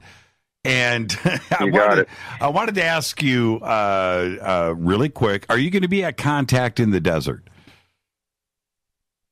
Well, I'd like to go. I haven't been invited. I might just show up, of course. You know how I am. So that's the answer. May or may not be there. I would like to be there. Okay. Funding right now for me is really hard, so we'll see. Okay. Well, we'll see if we can make that happen. Okay. All right. So there's your answer. There's your answer. Okay. Next, here's the $1 million question. When we're talking about the Atacama alien, with all of the testing and research that you did in the Air Force, did you have a being? You had mentioned 200 different species of full corpses, full bodies. Right. Did you ever have something come across? I was going to say desk, your table, that was similar to the Atacama. Yes, very similar. Mm-hmm. How so? Well, we had ones that with the same amount of bone density. That were actually fully, formed, not a mummified, and they had a little bit of a scaly skin, and they had really large, beautiful eyes. But it had the same exact shape of the head, same body, 10 ribs. It was the same thing, but it wasn't an 8-year-old. This was a much older because of the size, and you have to understand. I don't get to follow those beings once they leave the table to know too much more about, where they came from, how they acquired it, and whatnot. But I can definitely assure you that the adults from these beings are around, 21 to 24 inches, and the teenagers are a little bit smaller, maybe around 12 to 18 inches. And then, and that's all the ones I've seen. This was one of the smallest ones, but we did have a few come in that were around the same size. The great thing about them is you could see a little bit more of, what they actually looked like instead of being mummified. And we are going to do I'm going to do some sketches for the public this year, because I'm making a sketchbook of all the beings that I have interacted with. I keep picturing, because I see a fully developed body here with the Atacama, and I keep picturing in my mind's eye this 5 inches tall, right? 5 inches, sitting in the desert. 13 centimeters. Yeah, sitting on a little rock, eating a blueberry. Just like... And, because that's what I see here. I see a fully developed figure. And it was obviously walking around and doing things at one point.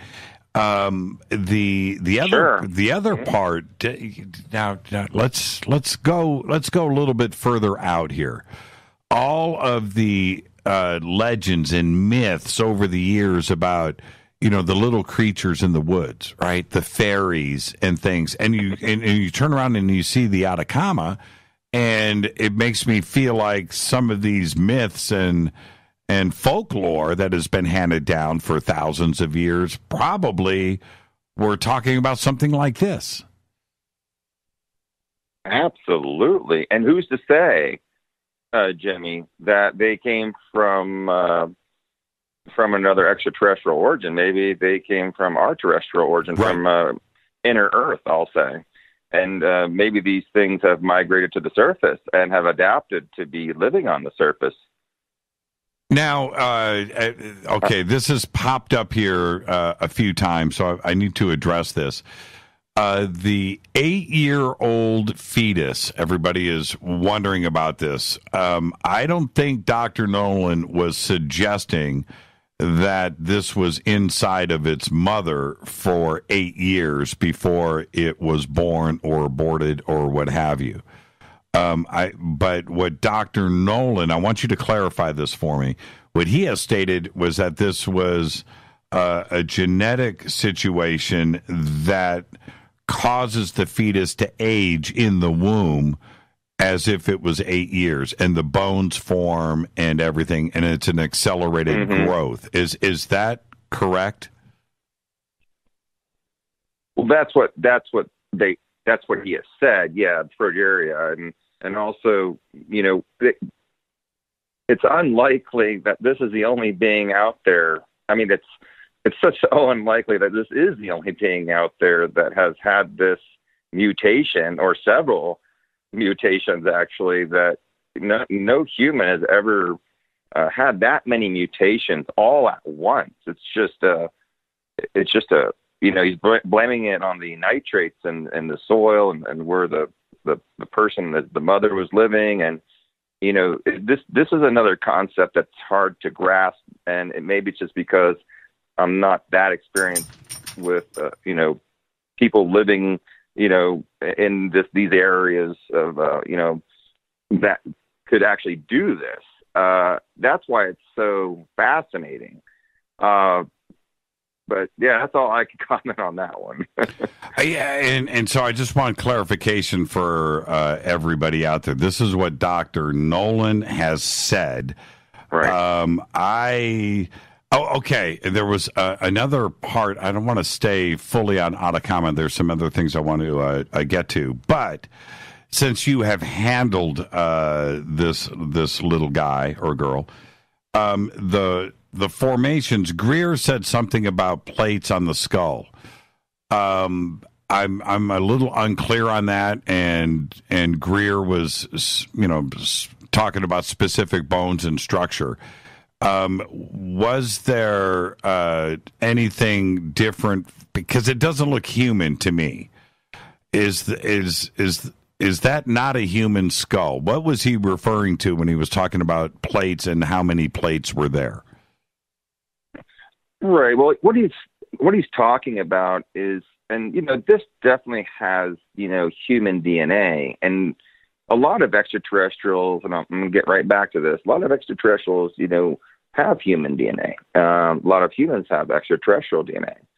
So this is not something that's abnormal. What was abnormal is just the shape of the skull and the plates, and the fact that I think a good point was that if this was a fetus, you wouldn't have fully calcified, a plated skull, because as you're being delivered, and I too can attest to delivering many babies, is that, it's very flexible, and it's very, it has a lot of cartilage also, but it's not all cartilage. It's just the bone hasn't completely formed yet.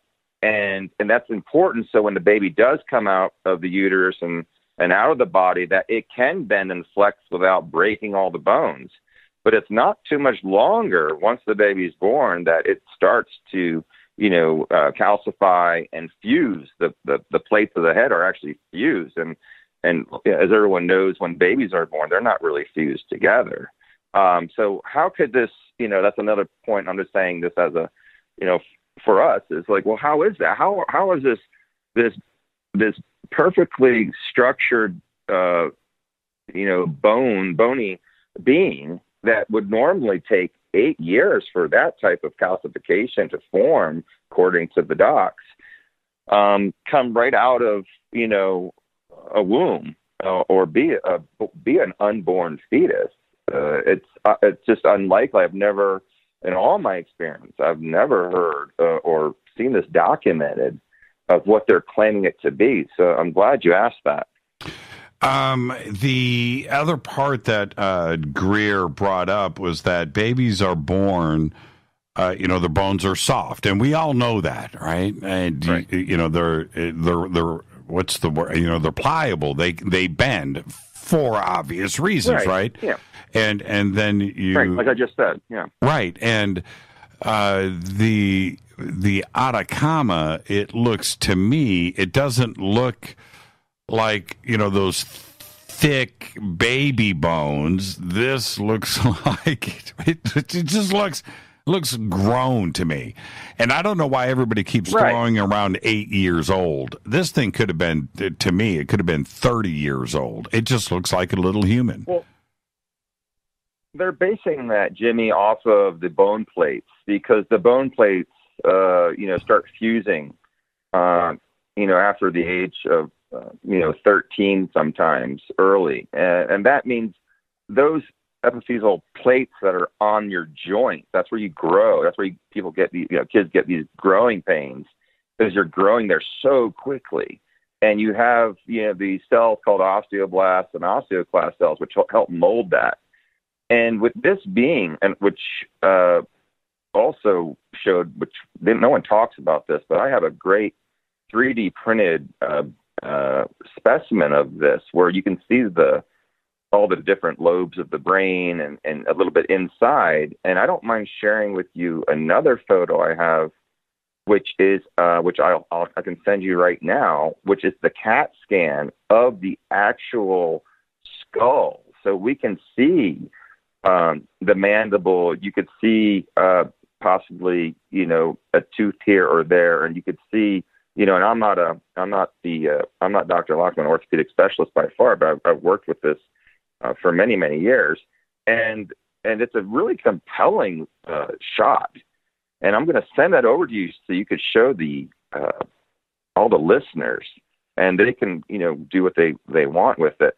But you're right. So getting back to what you're looking at, and that's why every physician who's ever seen this, upon first seeing it, is saying there's no way this is human. And it's a very astonishing thing for a scientist to first look at this and hold this and actually do testing on it. Looking at the X-rays, we did MRIs, we did CAT scans, we have all these amazing documentation about it, which has not been released to the public yet, which I find kind of interesting. Like maybe they're prolonging the release of this. And well, okay, now, a very important point was just made here. Which is, did you review the paper before it was released? Because you are listed as author. I'm listed as one of the authors. I'm not the single author. It says something on there. I read it. Of course, I've read it weeks before it came out. I had Dr. Gary Nolan had sent it to me to proofread and look over and, just to be nice and say, hey, this is what we're going to be doing. He goes, I am putting your name on this, of course. I was the one who wrote the protocol for them of how the specimens were obtained and things like that. And I think it did list down there. Of course, I was there taking all the photos, assisting with the MRIs and CAT scan and whatnot. And, I'm the one who actually, took the actual specimens, from the being. So yes, I had to be put on that paper for those reasons, because they wanted to know, like, who was part of that. And, Greer's also listed on there, and a few other people, I think, that were part of the movie. But no, I did not see it specifically say that, Jimmy. So, okay. Excuse me for not knowing every single part of that entire paper, but I did read it a couple times before it was sent out. And then I did get another one back, an original, once they made all their changes. And it was very interesting because they needed a lot of photos. And as I was sending them the photos, they were all blocked. So it was a big deal because the paper actually was postponed being released because they needed more high-resolution photos. But for some reason, all the photos I had put out there on the cloud and Dropbox and other, high-security ones, I'm just saying those names, it wasn't those, but other Dropboxes that we use in this type of thing. And a few times it was frustrating. I tried to just email and text it, and it would not be accepted. They could not accept it. And they just were like, we're just going to go with the regular stuff, we already had from you. But they were just, it was a really interesting, it doesn't make sense. I could send you any other picture, but if I sent you these pictures via internet, it would not go at all. And it was a big talk for a while. Yeah, you should go ahead and email me the MRI shot. Is it okay if I post it on Twitter? Yeah, as long as you just make a caption about it, so they know where it came from. Oh, sure, absolutely. I don't want anyone getting. I'm not going to get in trouble. I don't want anyone getting in trouble for using this. But yeah, I want everyone to see it and have it. And me saying this live here, they know where it's coming from. I'm sending it right now. Okay. And let's see what happens. This was not one of the ones that was going to be sent, by the way. So let's hope this goes through. Okay, and I'll get it out there right away. Now, because you were listed as author, you've got Dr. Nolan in the middle of this between To the Stars and Stanford and what other involvement is going on here. Has To the Stars, not Nolan, but has To the Stars or DeLong reached out to you? I've been getting a lot of people asking me to reach out to DeLong. I've not heard from DeLong. I have not heard from Gary since it's been released. He did offer me the one and only live video interview. He says, I will only interview with you live on video. No one else on the paper will be allowed to do any video interviews. And he wanted me to actually fly there the week before last at like just a day's notice, because that was the only option he had, the only time he had, because he's so busy to do this interview. And of course, I did not have the money or time or the staff to put a film team together just to go out in 6 hours to San Francisco. So he just said that, let me know when you're free and you got your camera team ready, and we'll do it and get it over with. And then, I'll definitely share that with you guys and Jimmy and the world.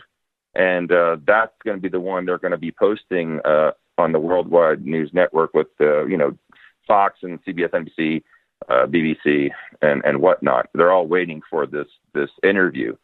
Now, if he has done something since then, please let me know, guys, if there was any other video, because this is going to be like an exclusive thing, which I can't wait to share with everyone. I will be asking you, Jimmy, and other members of our team, please let's get our questions ready of what everybody would like to know, because this is a one-time deal shot. And now that all this is breaking through, I hope that didn't change, Gary's mind of moving forward with this, because this is going to be the big groundbreaking time for him to explain a lot of this stuff and get it out in the open and answer everyone's questions. And I think we'll learn a lot from this interview. And now I'm looking at the MRI. Everybody, it is up on Twitter. So it is there for everybody to take a look at and review. I'm looking at this image, Emery, and I am blown away. Thank you. That. How can Gary Nolan say that is human? That just doesn't make any sense to me. Now, can you explain? Can you explain to me? Can I say one thing? Yeah, quick, because we're going to head towards a break. Looks like we're going to be doing overtime tonight. Okay, take your time, Emery. The DNA he reported was the DNA that that he tested. What is in this bone structure in this MRI? It looks to me, is it cartilage or are those horns? Those are all calcified bones of the skull. You're seeing the orbital bone coming up around. Those are not horns. That's where the eyes actually are. And when you look at the real being on my other pictures, I'll get you a better high-def picture of the being so people can zoom in. You wouldn't see that because on the outside, if you notice, the dark areas that fill in the gaps are cartilage. So they would not show up. So everyone knows on this particular scan. But you are seeing a mixture of bone, and you can actually see where some of the fractures are in this being because it hit on the back of the head there, and that's what that fracture is in the back. Right. You can see where the mandible on the inside has been fractured, and you are picking up, other things, that are in there, and some denser cartilage that might have calcium, or it might have minerals, infused into that. But this is some of the different things you're seeing in here. It's not, I can't say it's all of being, what can I say? It's not all bone is what I want you guys to know. There are things being showed up on here, which I'm not going to talk about, but you're seeing the structure in many levels here of this. And I have many, many more that are a lot better, but this is the only one I feel safe with sending out right now. If we took an MRI of a fetus that was that small, a 5-inch fetus, a 6-inch fetus, and we did an MRI, would the skull appear like this, minus the fracture on the back? I mean, you can clearly see that, but no. It wouldn't look like this, would it? No. I just heard another click, man. That's bizarre. Was that you? Oh, it's getting rough over here. Yeah, it's getting. Yeah, let's just enjoy it. If we didn't matter, they wouldn't be doing it, right? That's the only way to look at it. This MRI is fascinating, and I get so creeped out. I mean, from the very first time that I saw the Atacama, it just didn't compute. So the other thing I have to ask, and we've got 3 minutes, so there's your time limit. You've got 3 minutes.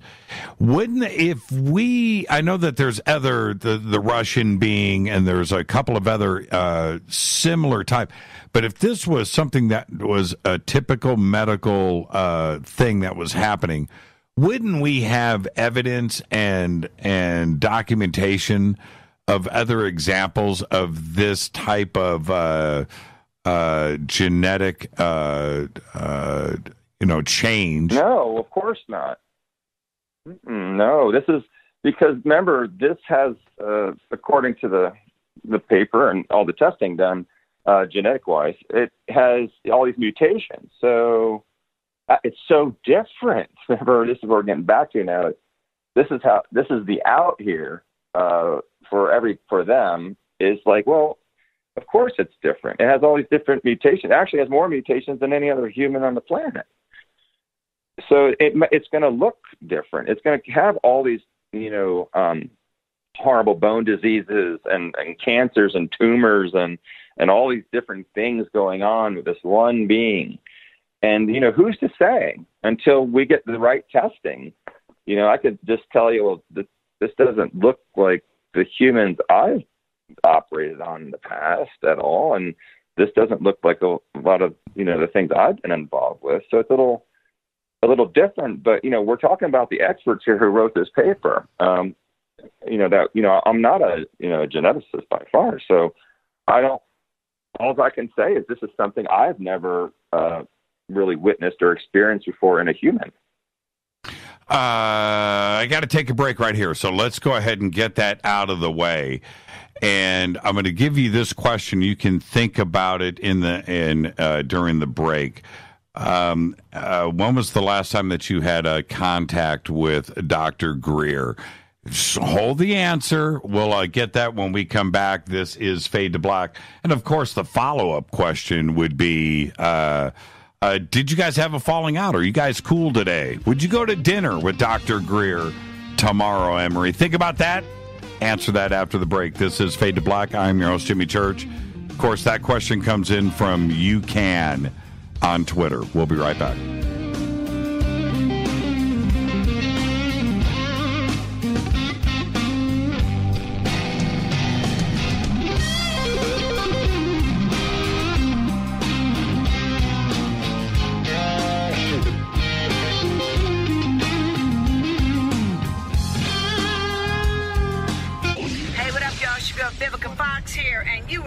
To my boy, Jimmy Church, on JimmyChurchRadio.com.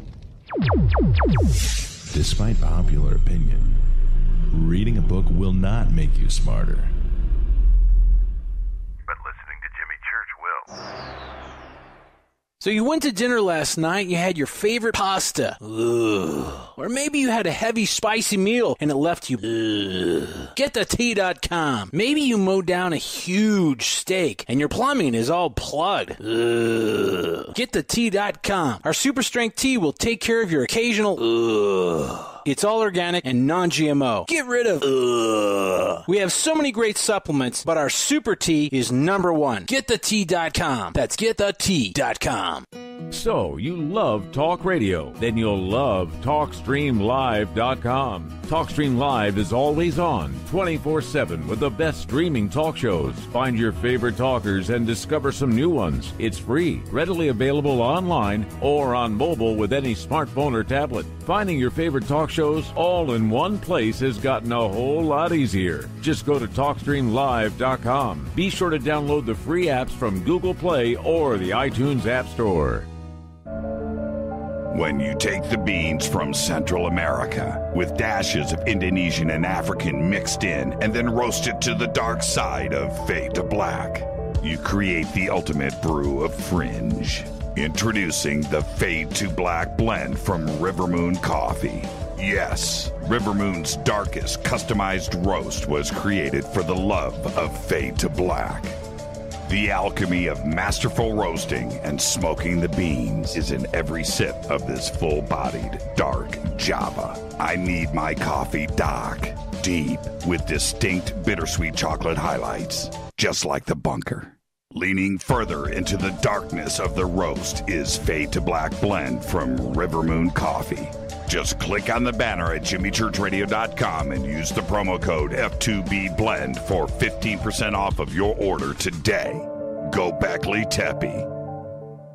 Hey, can we talk about something serious for a minute? Your age. Getting old has its perks. But remember, being a few years younger, you know, your hair was thicker, you didn't have so many wrinkles, that extra weight wasn't haunting you, and you just felt better. Well, we can't turn back the clocks and go back 10 or 15 years, but you can start feeling and looking 10 or 15 years younger with Nature's Youth RSF. It's a doctor-formulated daily supplement that helps your body maintain its peak performance and fight the aging process. Imagine sleeping better, looking better, and feeling better. See how Nature's Youth RSF has helped thousands of people just like you at nature'syouth.com. nature'syouth.com. The holidays are coming. Imagine how it will feel when your family and friends are asking you what you did to look so good. Your secret will be Nature's Youth RSF. It's time to start looking better and feeling better. Learn more and order your Nature's Youth RSF at nature'syouth.com. That's nature'syouth.com.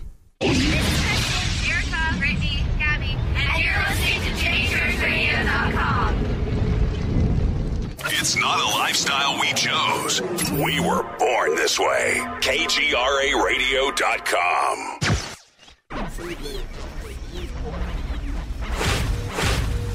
This is KJCR at JimmyChurchRadio.com.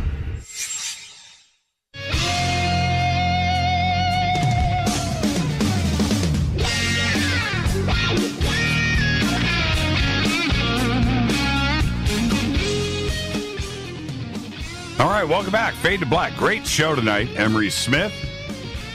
Got to thank him for coming on. This is my third show with Emery in like a week. Man. Emery, we got to stop. Yeah, we got to stop meeting like this. Okay, back to Dr. Greer and the question that was just posted in Twitter. Our audience pays attention. You know, they know what's going on out there. And what I found interesting is when Greer did everything that he has, stated about Dr. Nolan, he hasn't mentioned your name once. And so there you go. Are you guys cool?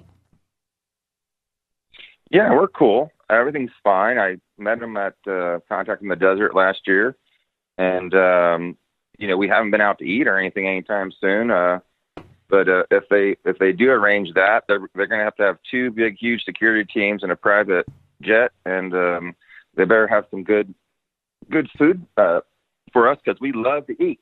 Okay. And that's one of our old pastime favorites. So thank you. So the question was, did you guys have a falling out or anything like that? Again, nobody knows anything but, on the inside, but you. But, that's... Well, no, after I helped do the Cirrus movie, I had other endeavors I had to go in on and do some other things. So I think people were looking at it as, and there are people, C-Study members and everyone that know, pretty much everything about me and everything about Greer and all the amazing things that as a team of how we work together. And it was amazing. And I wish I had, I was paying for it all myself.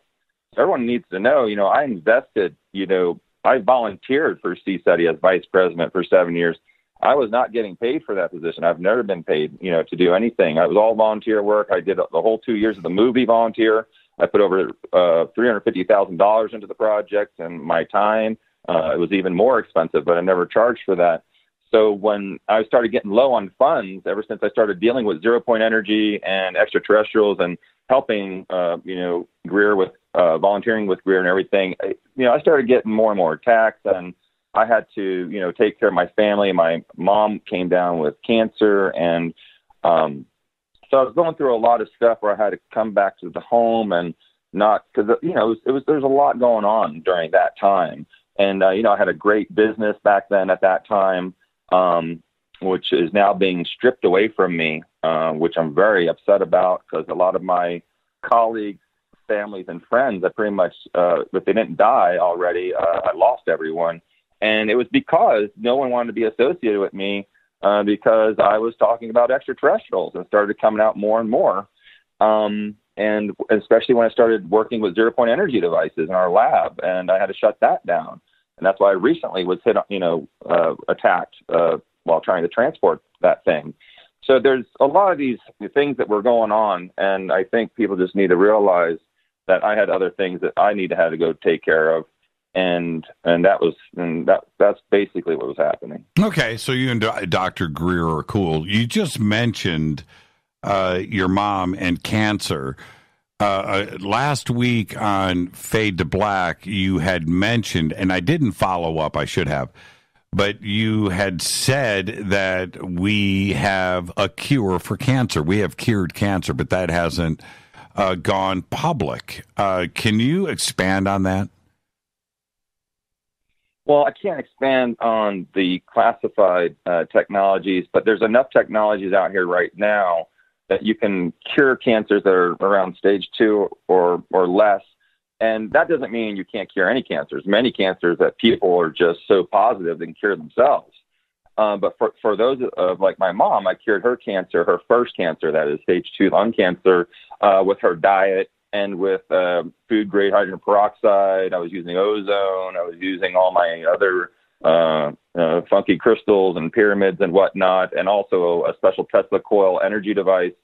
And I was also using a Scanar cosmetic device. So she was being bombarded with a lot of healing, a lot of food changes. And it was funny because the doctor kept saying every time we went to the checkup, the tumor kept shrinking.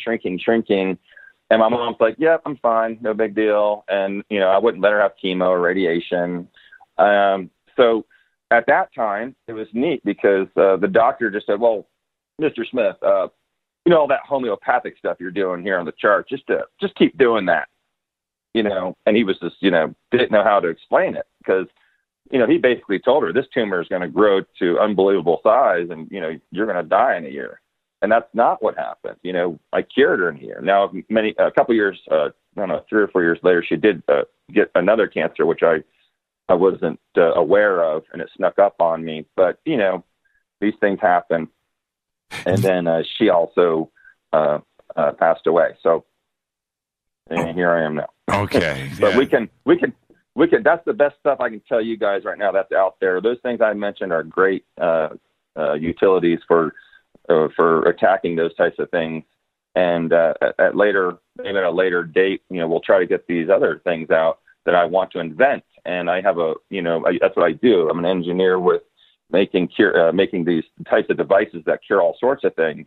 But since my lab got taken away just because of funding and things, I've been dead in the water for 3 years now because of my recent lawsuit right now, fighting for my patents that someone has, one of my colleagues, just because of me being a certain color and also me being very forthcoming and giving to other countries my devices. My business partner didn't agree with it, and I am in this horrible position now because I don't have any money to fight, and I don't know if people know that I don't have a home or a vehicle, and it's not like I get paid to do these things. I've been doing everything for free. Do you have I want to get everything out there now. Do you have a GoFundMe or anything like that set up? Yeah, I have the PayPal. The PayPal thing is on my Facebook. And David Wilcock was really nice when I got really sick and put in the hospital last December to run me a PayPal, PayPal Fund Me thing. And that's all I have right now. I don't have a GoFundMe, but the PayPal, if anyone wants to help out, I'd be very appreciative. And it's the Emery Smith 72 PayPal. And you can find it on my Facebook, and I do believe it's on the Twitter and my webpage. It's on your webpage. Okay, so we have the links up for all of that over at jimmychurchradio.com. Absolutely. If anybody wants to go help out Emery, you can go and do that. And thank everyone else that's already helped. Yeah, absolutely. This question just came up from Deuce Guy, and I totally agree with this question, which is going back to the MRI. If the jagged edges that look like saw teeth along the cranial plate, the jawline, and the neck are actual features of the being or aberrations in the MRI imaging. Yeah, it could be. I don't have it up on my computer right now. I'll have to look at that more precisely because it could happen that way, where you have these reflections. When it's being shot, but most of the stuff you see there is the actual section of that being. It's a scan of that entire skull of what it actually looks like on the inside, so we could see how the inside layers of the skull, because there's a couple more layers that are. If you look at the pictures, like in the study, you see a smooth skull, you see this beautiful cheek jawline. You don't see the inside, of that being of how it's actually formed. And that is what's so compelling. The brain on the inside had, there was a lot of, overgrowth of this brain, which might not be, wow, did you hear that? It might not be the overgrowth of it might not be a mutation. It might be just how this species is. But this bone growth does go to the inside and splits up the lobes, and that's what you guys are seeing there. The rest is actually the densest part of that skull. It's fascinating to me because I also picture what would be happening here if there was skin. And you know how they do the reconstructions, right, of mummies and skulls. Yes. What do you think we would see here if there was skin? Yeah, we're really all on top of that. We're just looking for some funding to do it. We got all the Hollywood guys ready to do this.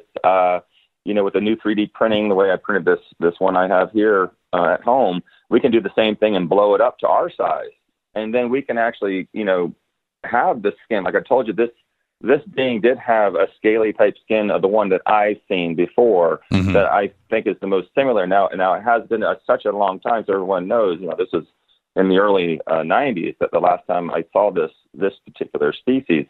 So, we're really excited to do that because like they do with Cro-Magnon Man on Discovery Channel on National Geographic, I want to do that right now. We have the ability to do it right now. If one of these corporations or someone wants to, help me out with that. That's one of the other things we want to talk about is, we can also talk about where it came from and try to decipher how it would live. And because of our, not just myself, but other scientists that were working in the projects with me that are coming out, are are really interested in, like, let's show people, like, when we go back to the dinosaurs and show how they lived, let's go back and recreate what it may have looked like if it was an extraterrestrial from, another planet. And there's also, one of the most glaring things, I think, for all of us, aside from the overall appearance of the Atacama, is the rib count. Right. I have to just stop and go, wait a minute here. Now, how common is different ribs in humans? Well, I know Greer spoke a little bit about that. I'll just refer you guys back to that. It's not a common thing. Now, it is in my line of work. It was very common, but it's not common in humans. I don't have a projected number for that. That's for sure. So I couldn't tell you. And now, what about 5 fingers, 5 toes on this little guy? Right? Yes. It was okay, but were there any other differences? What about the shoulders? And how many bones in the shins? How many bones in the forearms? Was all of that normal? Yeah, that was pretty normal. I mean, just the shape and the bone structure was different. Nothing's really normal. I mean, if you put this skeleton, which I would like to do next time for you guys, which I can probably do that on the computer somehow. If we could put the skeletons next to each other, I think that would be a good show to go down and show everyone, like, all the differences. Because just to answer that, and just, on this episode, we're not doing it due justice, because there's a lot going on with this being that's not talked about, if you know what I mean. Yeah, and I think, go ahead. Yeah, because I see only one bone in the shins. I see one bone in the forearms. I don't see 2. And when we're talking about 8 here instead of 10, that means 2 ribs are missing, right? There should be 10 stacked up here per side in a normal human, but right. Here there is only 8. And then I'm looking at are the bones fused together in the shins and the forearms? Yeah.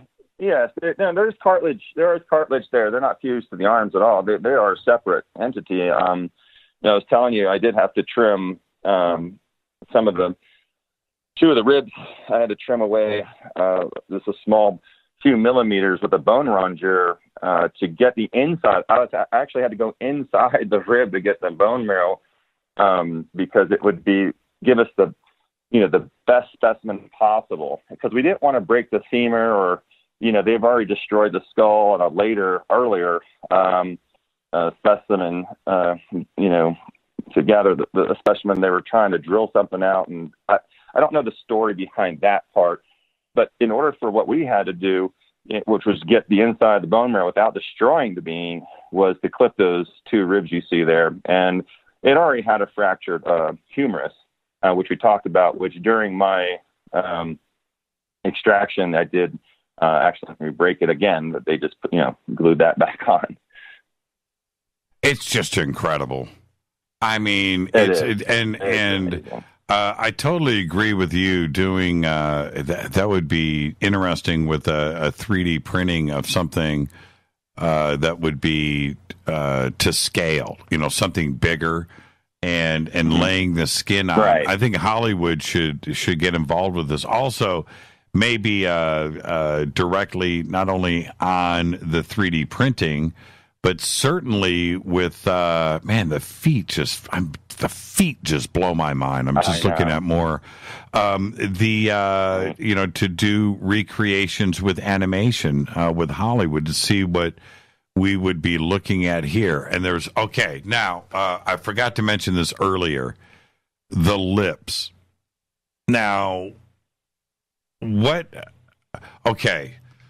looking at they're not lips. Okay. Right. Yeah, what you're looking at, this is what I want everyone to know, and you're asking all the right questions. If you look around the eye sockets and the mouth and in between the ribs and right there where the abdomen is, this is the mummification process of the cartilage and the fascia and the muscle, drying up around it. And that's why it has that different color to it. And that's why it kept it all in place, because there's definitely a lot of protein and collagen-like articular cartilage and cartilage throughout the body, and on actually layering the skull and around that. And that's why you guys see this this darkness, and people see also the ridge on that is bone, where you're seeing the nose and the crown come down and across the mandible there, and that is covered with some cartilaginous matter that had dried up on there, which thank goodness it did, because it kept everything in place.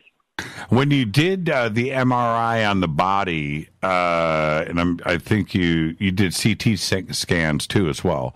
What about I did it all. What about internal organs? Is there anything left there? Well, there's like shapes.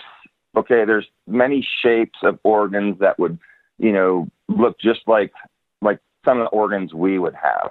And that's another thing that I wouldn't mind showing people on another episode to get into that, because you really have to see what I'm talking about to actually go through the whole thing. But yes, there was organs, there was these, flattened areas of dryness that we know from looking at prior mummifications of humans and other bodies, of how that looks after a certain time. Of course, this being in the hottest place on the planet, I'm sure this dried out pretty darn quick.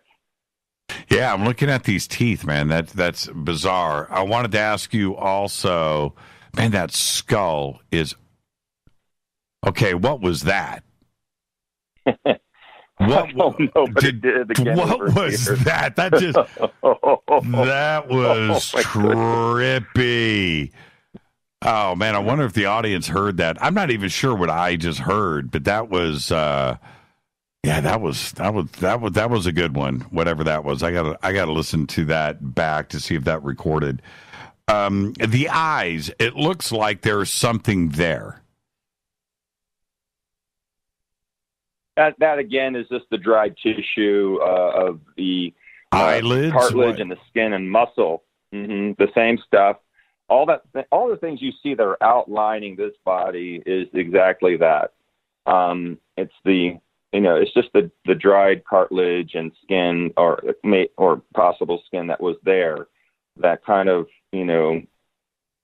shrink wrapped over this body over time. That is just unbelievable. Unbelievable. Okay. I don't know, man. As crazy as it sounds, I think Dr. Greer has laid out a pretty strong case here. I don't know what's going to happen over the days and weeks ahead. We have all these other issues that are going down with TTSA, and I just heard something else.